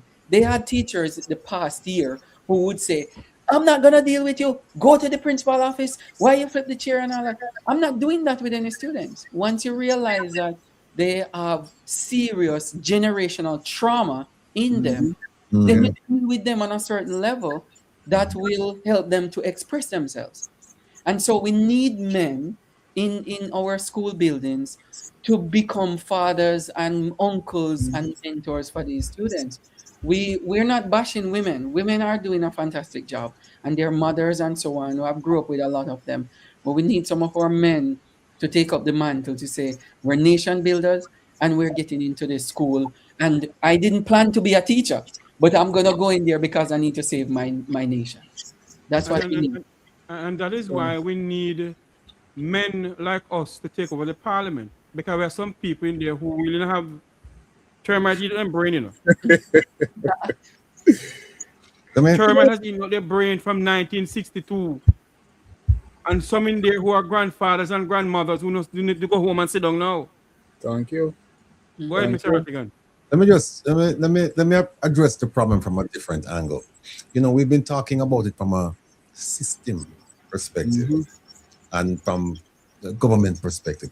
Let me address it now from an observer, just somebody who's just looking at it and looking at it now from the student. I'm focused now on the student, not the system, not the government. Tell me, Derwin, and we'll come to Dr. Dice and Jeffrey on the same question. What role does dancehall play in the development of education in Jamaica, or the lack thereof? Because we have heard government officials say it's dancehall make the people them dance. What do you say to that? Dancehall. This is a very complicated issue, and I who grew up during the time of the 80s and the 90s, and dancehall was very creative back in those days. The wordsmiths of the Lieutenant Stitches, the Beanie Mans, the Bounty Killer, they were so when they describe something, like for example, Beanie Man say, "I want to use my chalk and mark up your blackboard."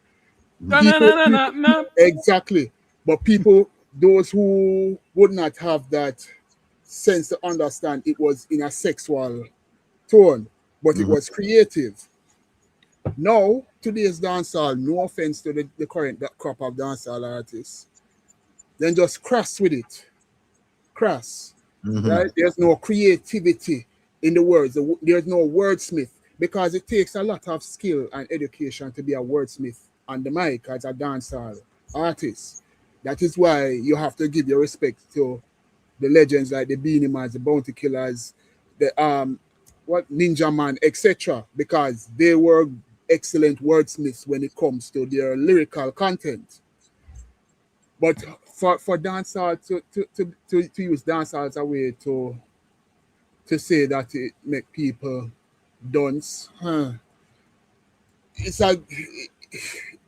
it's complicated, because persons, especially, and Mr. Rattigan, I think you need to get Dr.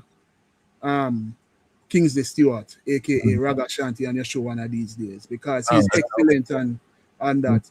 And he grew up on the dancer. He always said it on his Raga Shanti live shows, and And he said his dancehall helped him somewhat to be what he is today. Mm-hmm. But as I said, there's a good and bad in the dancehall that can influence a person's thinking a generation. Because you have some uplifting dancehall music that uplifts, all right, like the earlier Bounty Killer songs, even though some of them were kind of violent, but he was giving a sociological view of the ghetto, how you were raised in the ghetto. But remember, before, we cannot only talk about dancehall without reggae, because it's reggae that influenced dancehall, and especially the sociological underpinnings, especially in Bob Marley song, Peter Tosh songs, which influence the Ninja Mans, the Bounty Killers, especially when they're talking about social issues. There's good and bad. There's good and bad, basically. Right, Mr. Dervin. And let me go to Dr. Dice now. Dr. Dice, I was told a story one time that, and the same dancehall question, that children know more about dancehall lyrics than they do about their timetable and all that. And somebody gave me an example where a kid who couldn't memorize in tables, in the house are singing one punani, he have to get punani, and mother say you can't read, but you want punani. Talk to us about that. What's the influence of it on the children? Yeah, honestly, dancehall music is culture. And if you look in Africa or in Asia, they have music just like that, spinning lyrics just like dancehall music.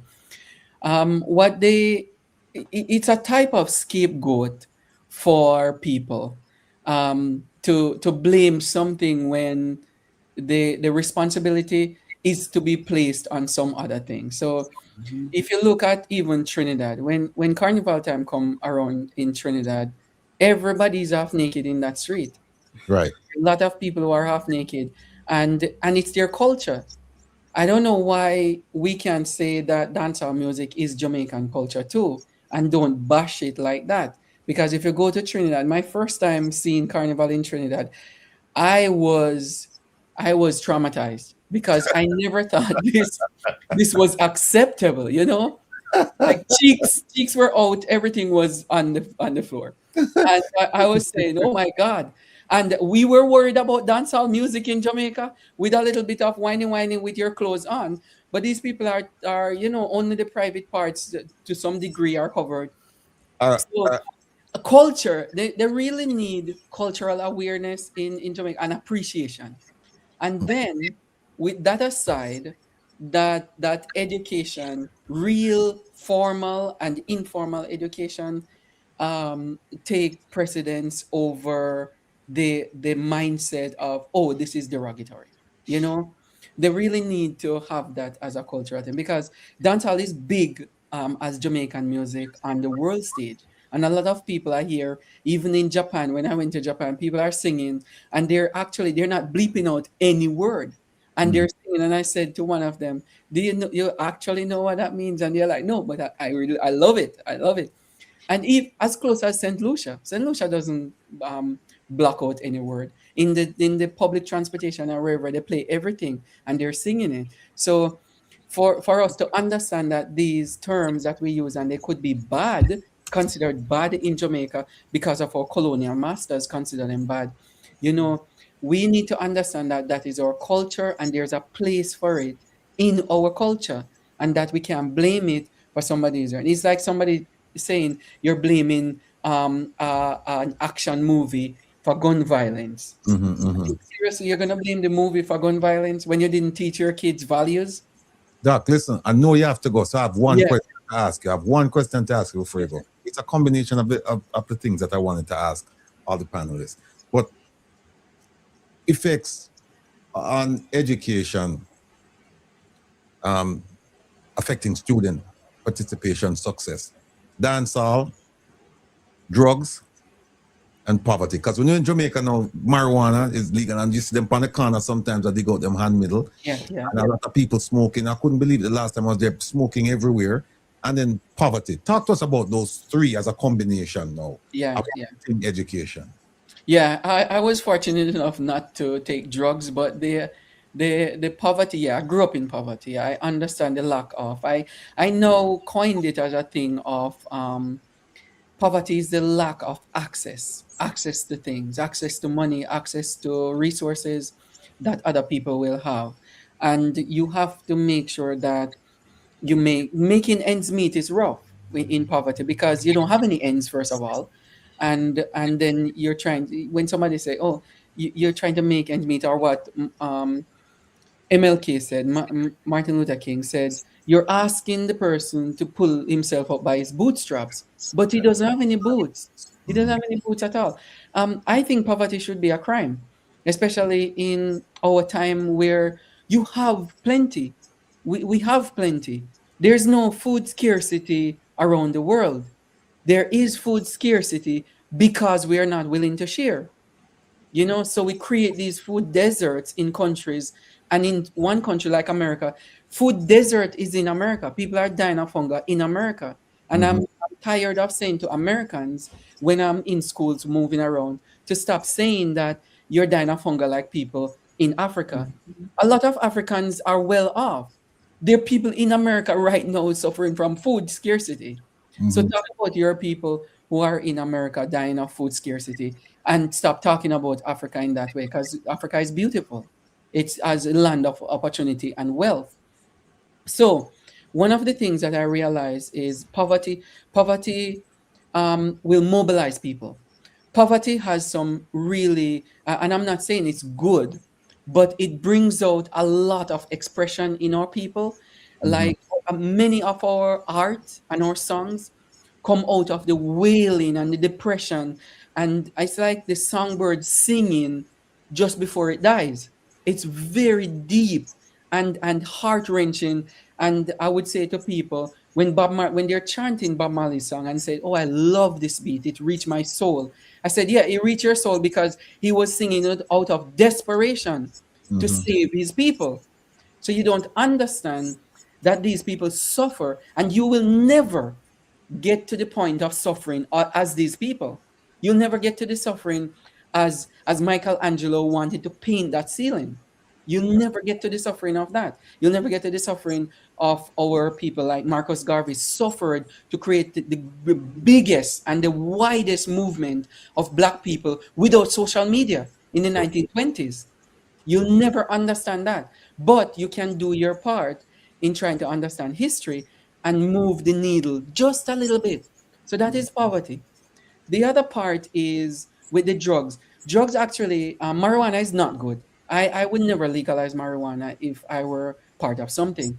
Marijuana is medicinal if you use it in a medicinal way under the supervision and the observation of a practitioner who understands drugs.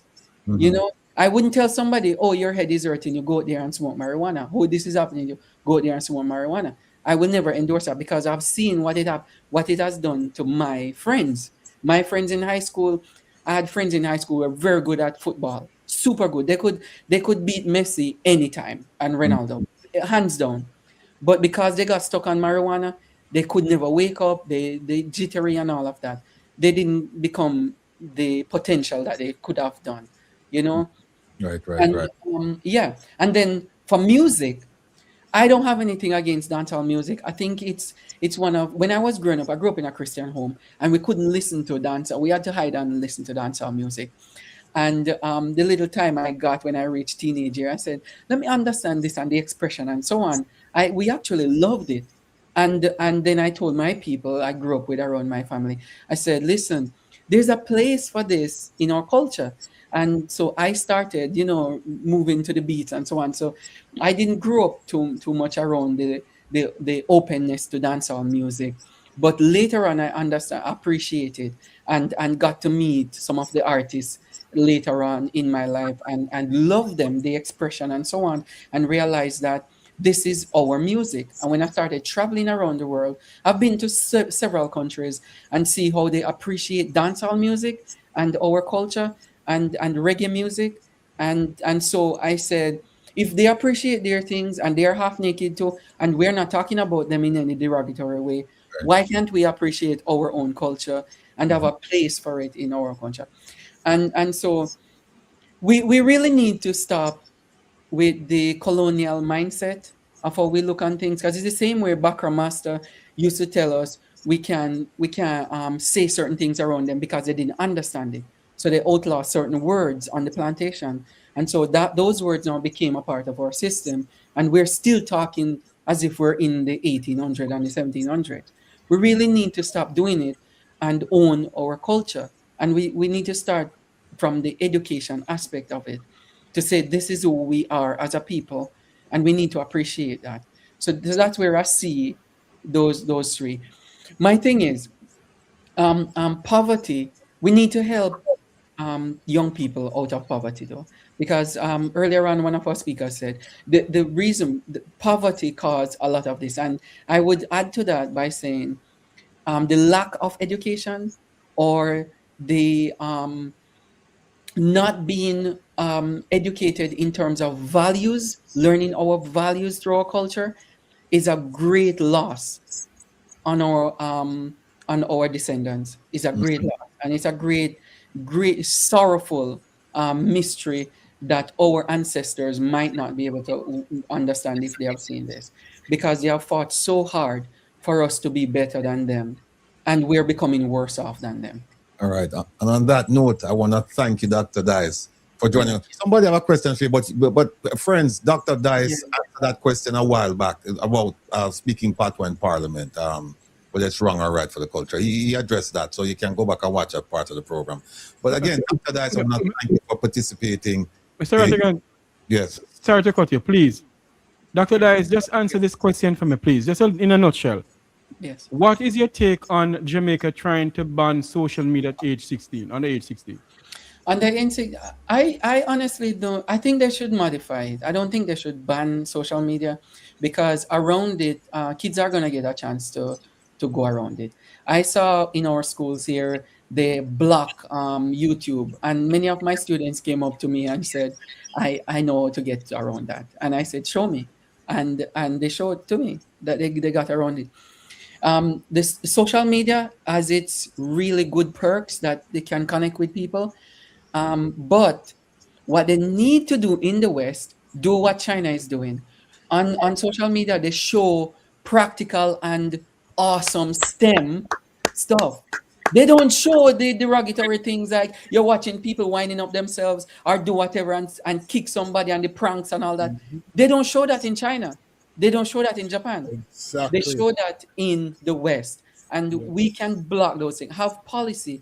What our members of parliament need to do is to stop arguing about the kids and put policies in place to protect them like that. Show if they're living on their devices, show them things that they would need to do to elevate themselves, and stop blaming the student. If you do that, it's like telling a donkey why you tie yourself to the tree when you actually tie the donkey to the tree. You tie the donkey to the tree already, and you're gonna ask him why is he hanging himself? Seriously? You need to regulate the crime. All right, Dr. Dice. Peace and love. Want to thank you again for joining us for our edition of the conference, and I'm sure we'll be calling on you in the weeks to come. All right. Please, and thanks again. Much appreciated. No problem. Thank you very much, and enough respect to the other panelists. All right. Take care now. Bye. Yes, people.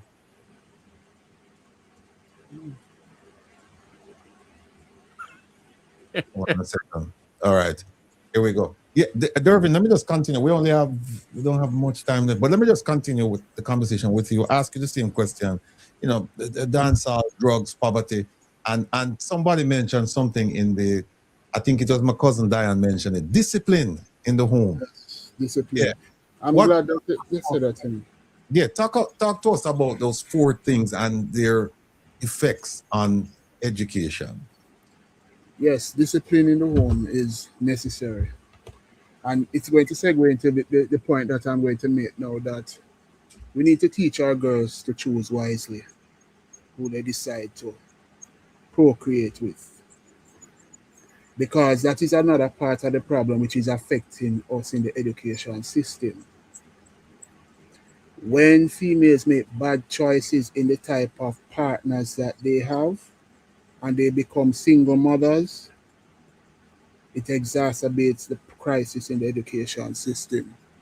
And that is partly why we have the problem of indiscipline and also the lack of male figures to guide our children, including the boys.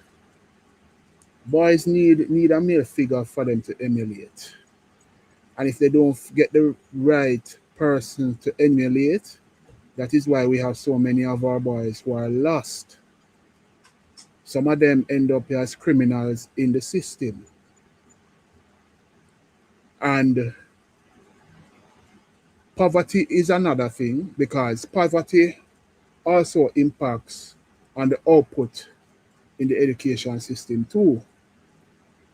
When children are not properly fed or in environments where, I remember Professor Yowe did a study, I think it's in Augustown, where children were raised in an area where there was a lot of lead batteries. And everybody knows that once lead seeps into your system, it affects the cognitive. And if people don't understand how lead affects the cognitive, anybody read I think it's Nero, back in the Roman, and how the Roman Empire crumbled when they use a lot of lead products that are seeped into their drink, especially the wine, and it affects their cognitive.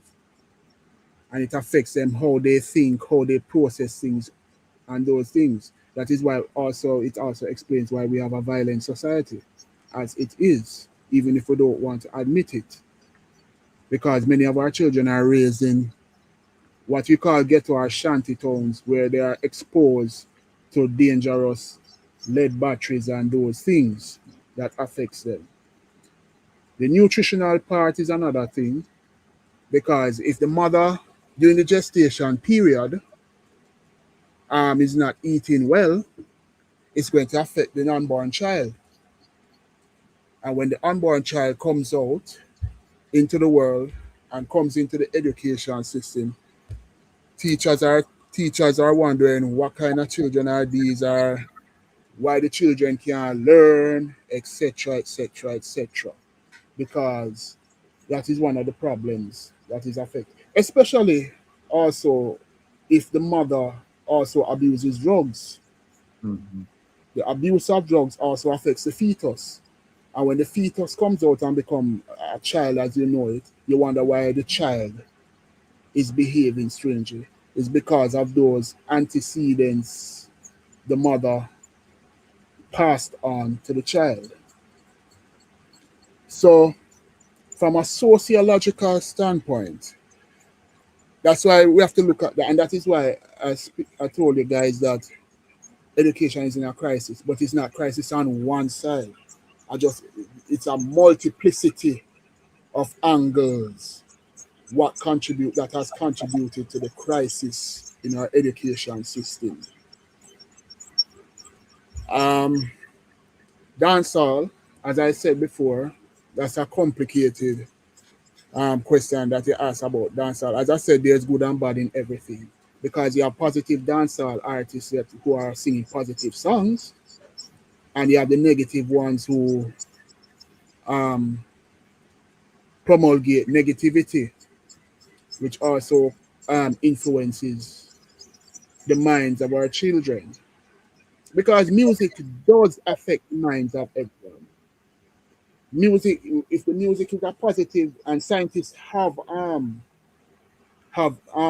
documented it. When persons listen to music that is positive, it affects their dendritic connections in their brains.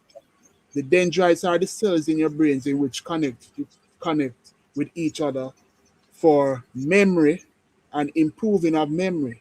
If you listen to degenerative music, or what we call corrupt music, or whatever kind of music you want to call it, that is detrimental, it destroys the dendritic connections in your brain. That's what a lot of people don't know, but scientists, it is recorded. People, you can Google it. You can even ask AI about it. But it is well documented. So the power of music, yes, music has power. It has influence on the person's mind, and also on the person's spirit. If those, even though we have some people may not believe in the spiritual realm, yes, it affects you spiritually because we are made up of three things: mind, body, and spirit. Believe it or not. So if you listen to positive music, it will affect you not only your dendritic functions but your spiritual being itself. That's why you always hear Christian people, or whether it be Christian or persons who listen to positive cultural music from the Rastafarian community. You know, positive reggae music, you always feel good because of the transmission of the words. And remember, words is power. Words are not only power, but it's also the energy that is transmitted. It is a manifestation of the spiritual self into the word that goes out, that infects people. You know, Dervin, we touched briefly on discipline, but I want let me hold off on this. I want you to address that, but let me ask Mr. Tavares this question. CD Machine in the chat put in this view and said the influence on the boys could be the Prime Minister and other ministers based on what they're doing. I could also add scamming to the list and say, well, you know, they look at a scammer on the street corner, and scammer on the street corner is in a BMW and have all the girls and have all the money and everything like that. And you look at that and say, well, he never even finished primary school. And look at how he's living. And now me have to struggle now and go all the way through school, years and years and years, and my parents have to go spend money where them don't have. And I probably won't even achieve a fraction of what this my friend here has achieved in such a short space of time. Mr. Tavares, talk to us about that. The influence of bad politics, bad politicians, and scamming on education. Mr. Tavares? Sorry, sir. I do apologize. I got distracted with something here. You know, our education system in our country need to revamp, and the only way we can get that done, sir, unless we come together. Unless all of us come together and see what we can do to help our education system in this country. If we don't come together, then God help us. All right, let me turn the question then to Oh, sir, what was the question? I do apologize. What was the question? The question was, speak to us about the effect of bad politics, bad politicians, bad policies, and scamming on education. Oh, Lord. Bad politicians, bad politics. My God, it's a whole mouthful of that, Dervin. Maybe you can, Dervin, you take over that one, because if I say And it may end up creating scamming on bad policies. It may end up creating a havoc on this program tonight. You take it, do it the most decent way, Dervin. All right. Bad policies, yes, because remember, you know, our leaders,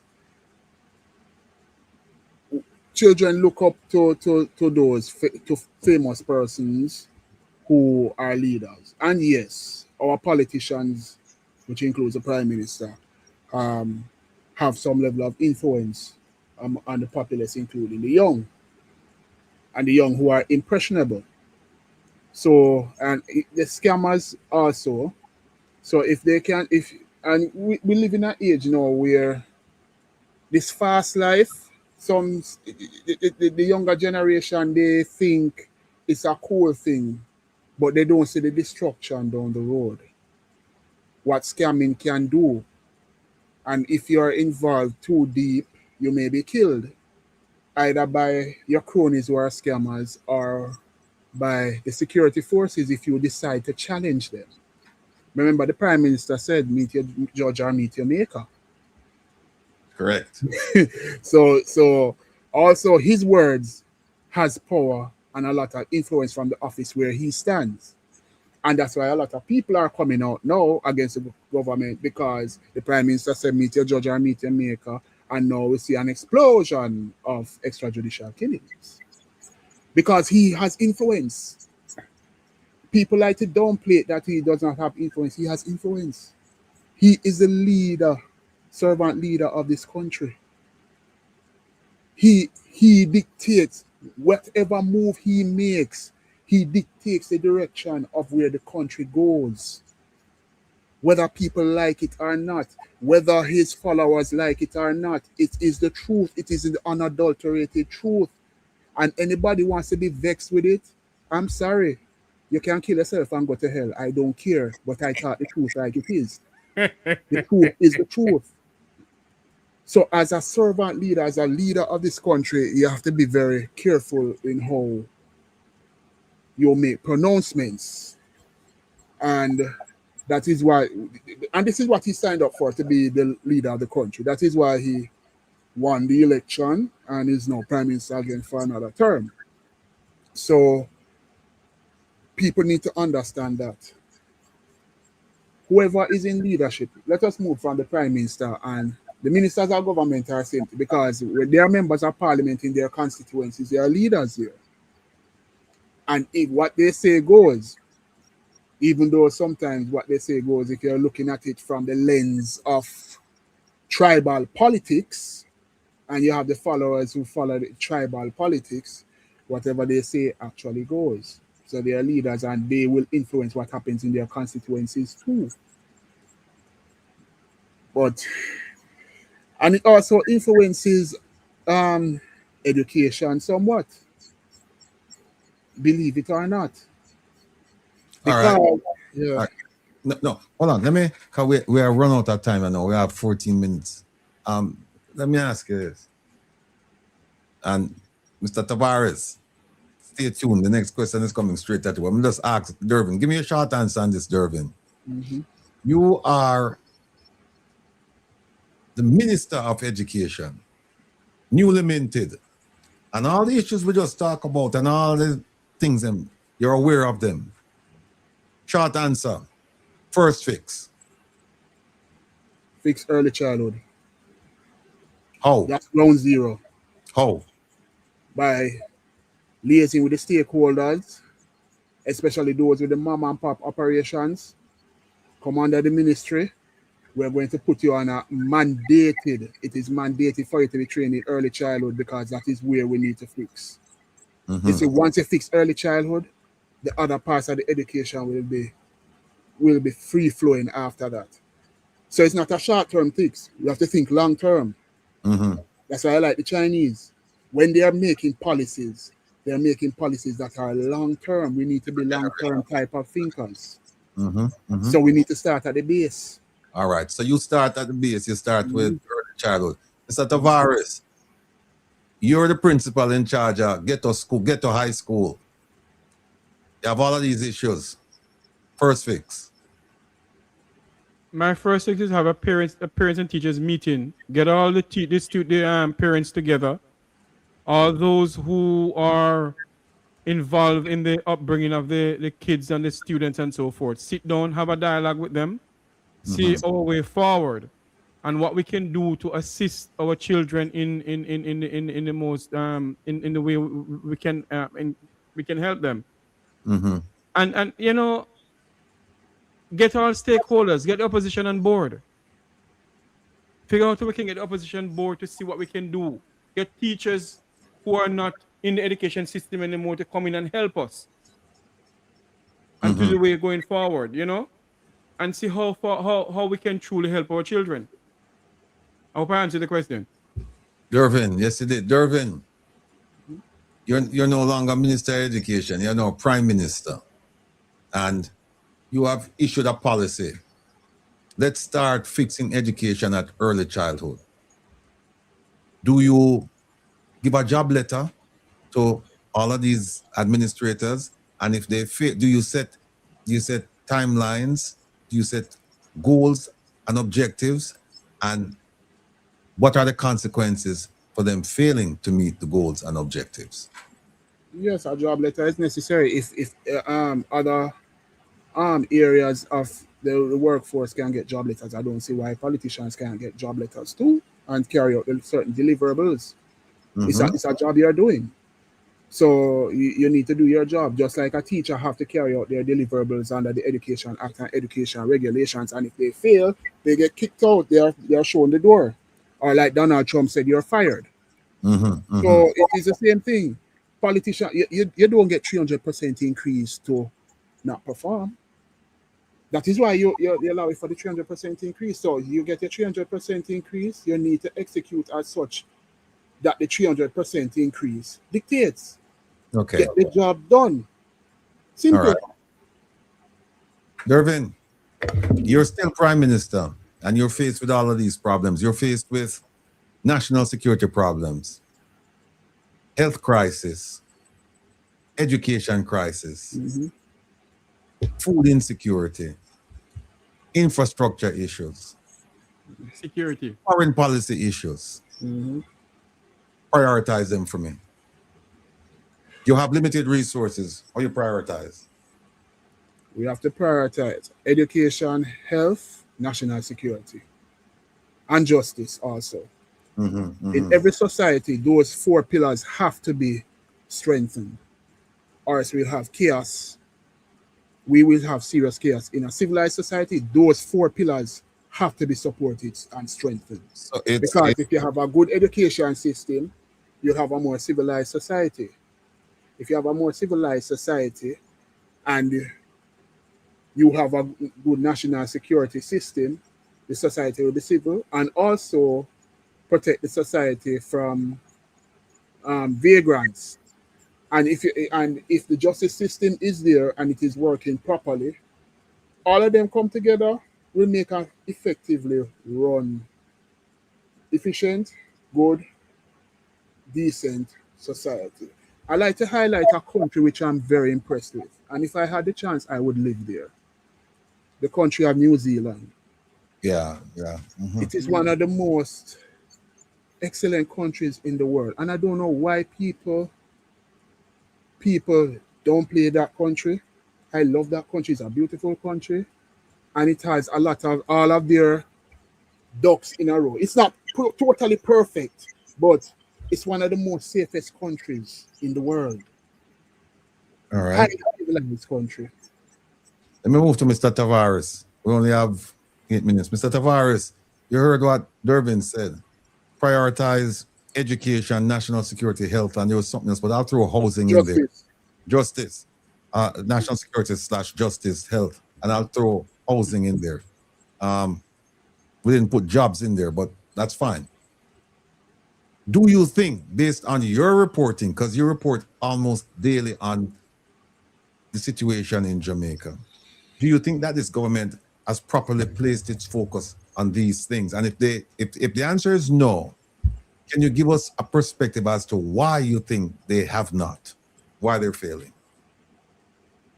You know, my take on all of it, they will come up with their mouth full of pure promises.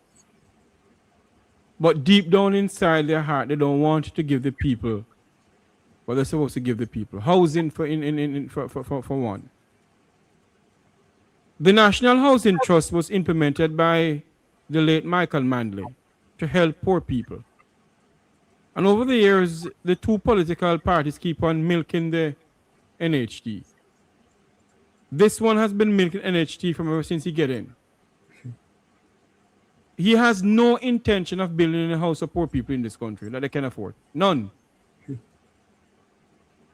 And if that's the way it's going to continue, then, you know, our people, Mr. Rattigan, are the one who needs to stand up, you know. We can come all over here, have diaspora conferences year in, year out. You and I can come over here with our good friend here, we chatter, we drink some water. If the people of the country, Mr. Rattigan, don't stand up for what they truly want and demand the government of the people, for the people, and by the people, then come on next year and the next 5 years, we'll be still chatting the same thing over and over. Our health sector is the same thing. Today I was on my platform speaking to the mayor of St. Mary. And when I finished speaking to him, I showed a video of the Sandy Gully, where all the garbage coming on in the Sandy Gully. And the Jamaican people who live in the Sandy Gully area, they're nasty and want to vex with me. If you put a garbage bin there, Mr. Rattigan, they don't use it. They dump the garbage in the Sandy Gully bridge, in the Sandy Gully. And they don't realize that it's their money spending. That money could go towards helping to buy beds for the hospitals. basic things that they're going to need. But every year, government keep on spending millions of dollars to clean all of these gullies. So at the end of the day, Mr. Rattigan, the buck stop with the people of this country. And the prime minister could go out and promise all kind of something. And if they don't hold government accountable, then nothing will be done. Okay. You mentioned Sandy Gully. One of the reasons, are you talking about the Sandy Gully in Kingston? Yes. Yeah, because I used to live close to it. And one of the reasons why people used to pitch the garbage in it is because they didn't have regular garbage pickup. And so it's either the Sandy Gully or they use like Penwood Road. The Penwood Road was a drainage system. We don't have proper drainage. So when the water start come down, people have them garbage just thrown on them yard for how long. Them just push it out inside there and make it just roll downstream. And we down the bottom of the street, I play borders in that. I won't tell you some of the things we see inside of the water there, but we don't know no better. But I understand your point. You mentioned that people must stand up, and I'm going to get to Dervin in his closing remarks about that. Talking about people standing up. Tomorrow, people, you have to tune in, because tomorrow, as our special guest, we're going to be talking about national security and justice. And we're going to have Robert Finzi-Smith. You know him. We're going to have Professor Anthony Clayton. He's done a lot of work doing research, presenting papers, providing guidance to various Jamaican governments on the crime issue. And we're going to have an activist speaking about somebody who's doing something. We're talking about Mr. Marvin. Marvin last name? Edgar.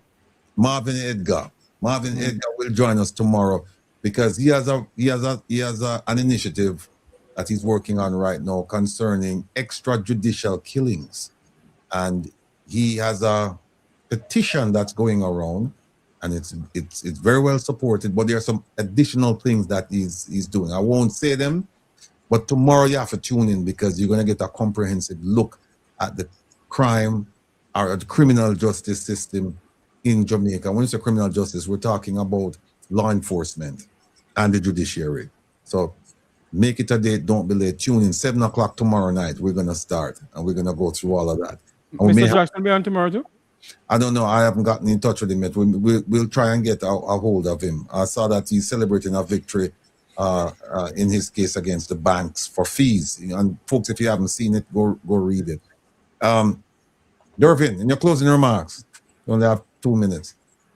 Mr. Tavares said, look, nothing is going to change. We'll be back here next year talking unless we get people involved. This is the opportunity on this program right now for you. We're asking you, speak to the people of Jamaica about education.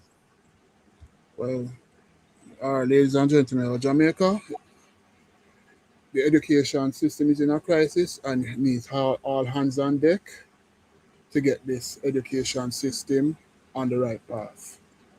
Parents need to be involved in the education process, especially parents who are voting in their constituencies. They need to pressure their MPs, to pressure the ministers of government to get certain things, including resources in our schools, get the necessary manpower in our schools, because we still have a teacher attrition crisis, believe it or not.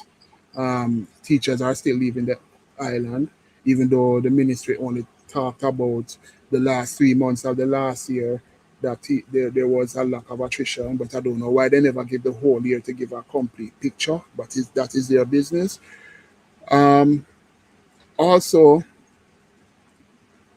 the Jamaican people need to wake up and smell the coffee. Wake up and smell the coffee and know that we have a whole heap of issues here in this country, and it's going to need all hands on deck. Please, we need all hands on deck to make this country a better place. The diaspora alone cannot do it. The very few people like me who talk it like it is cannot do it. We need to wake up and fight for your country and tell your leaders that they are going in the wrong direction. Rough them up. You have to rough them up. because they are servant leaders. They are supposed to be the servants of us. We are the bosses. That is why they were put there, because we employ them to run this country and the affairs of this country. That's my humble 2 cents.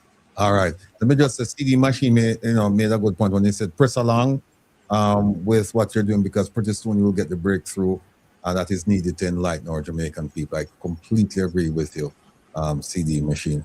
And we will be joined tomorrow. I was just given the breaking news. We'll be joined tomorrow by Mr. Fitz Jackson, who's the opposition spokesperson on national security issues. And I just got a message from Mr. Damian Crawford.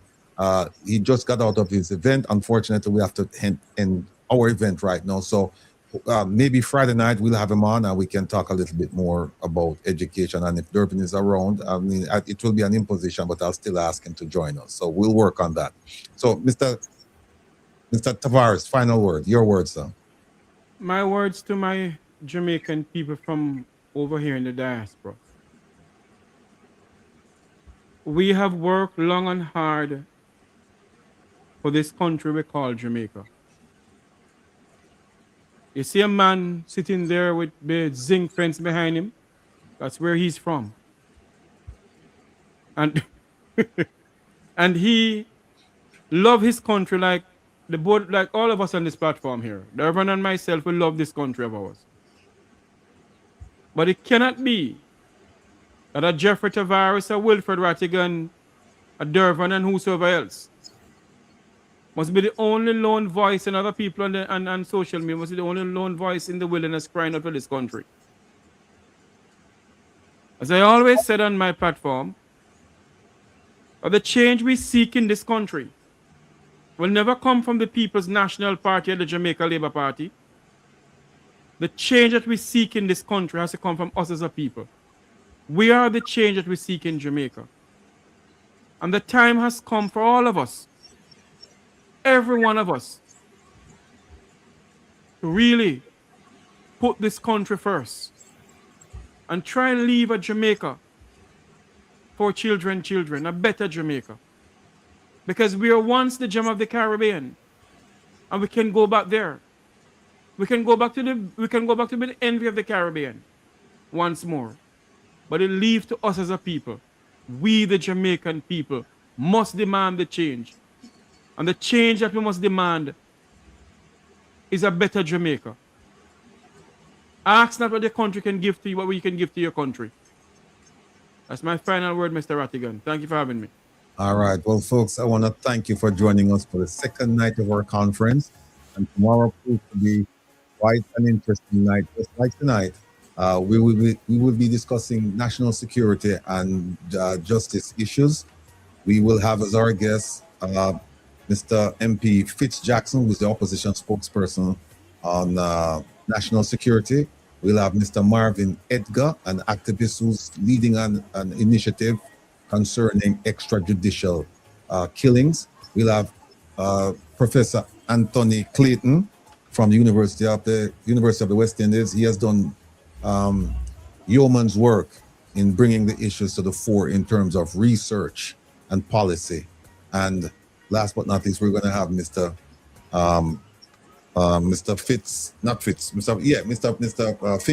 Finzi Smith, who is a security consultant, and security professional. So we're going to have all of those people tomorrow night. You can't afford to miss it. Believe me, you definitely can't afford to miss it. I want to thank Dervin Cochran for being with us tonight. I want to thank Dr. Dice. And I want to thank Mr. Tavares. And I want to thank all of you in the chat for taking the time out. You had choices, but you decided to come around here and spend the time with us. And we want to thank you from the bottom of our hearts for being with us. And we hope and trust that you'll join us tomorrow night. Until then, OT, lead me out. Lead me out, OT. Good night, everyone. Good night. See you all tomorrow. Bless yourself, Durban. Thank you for that.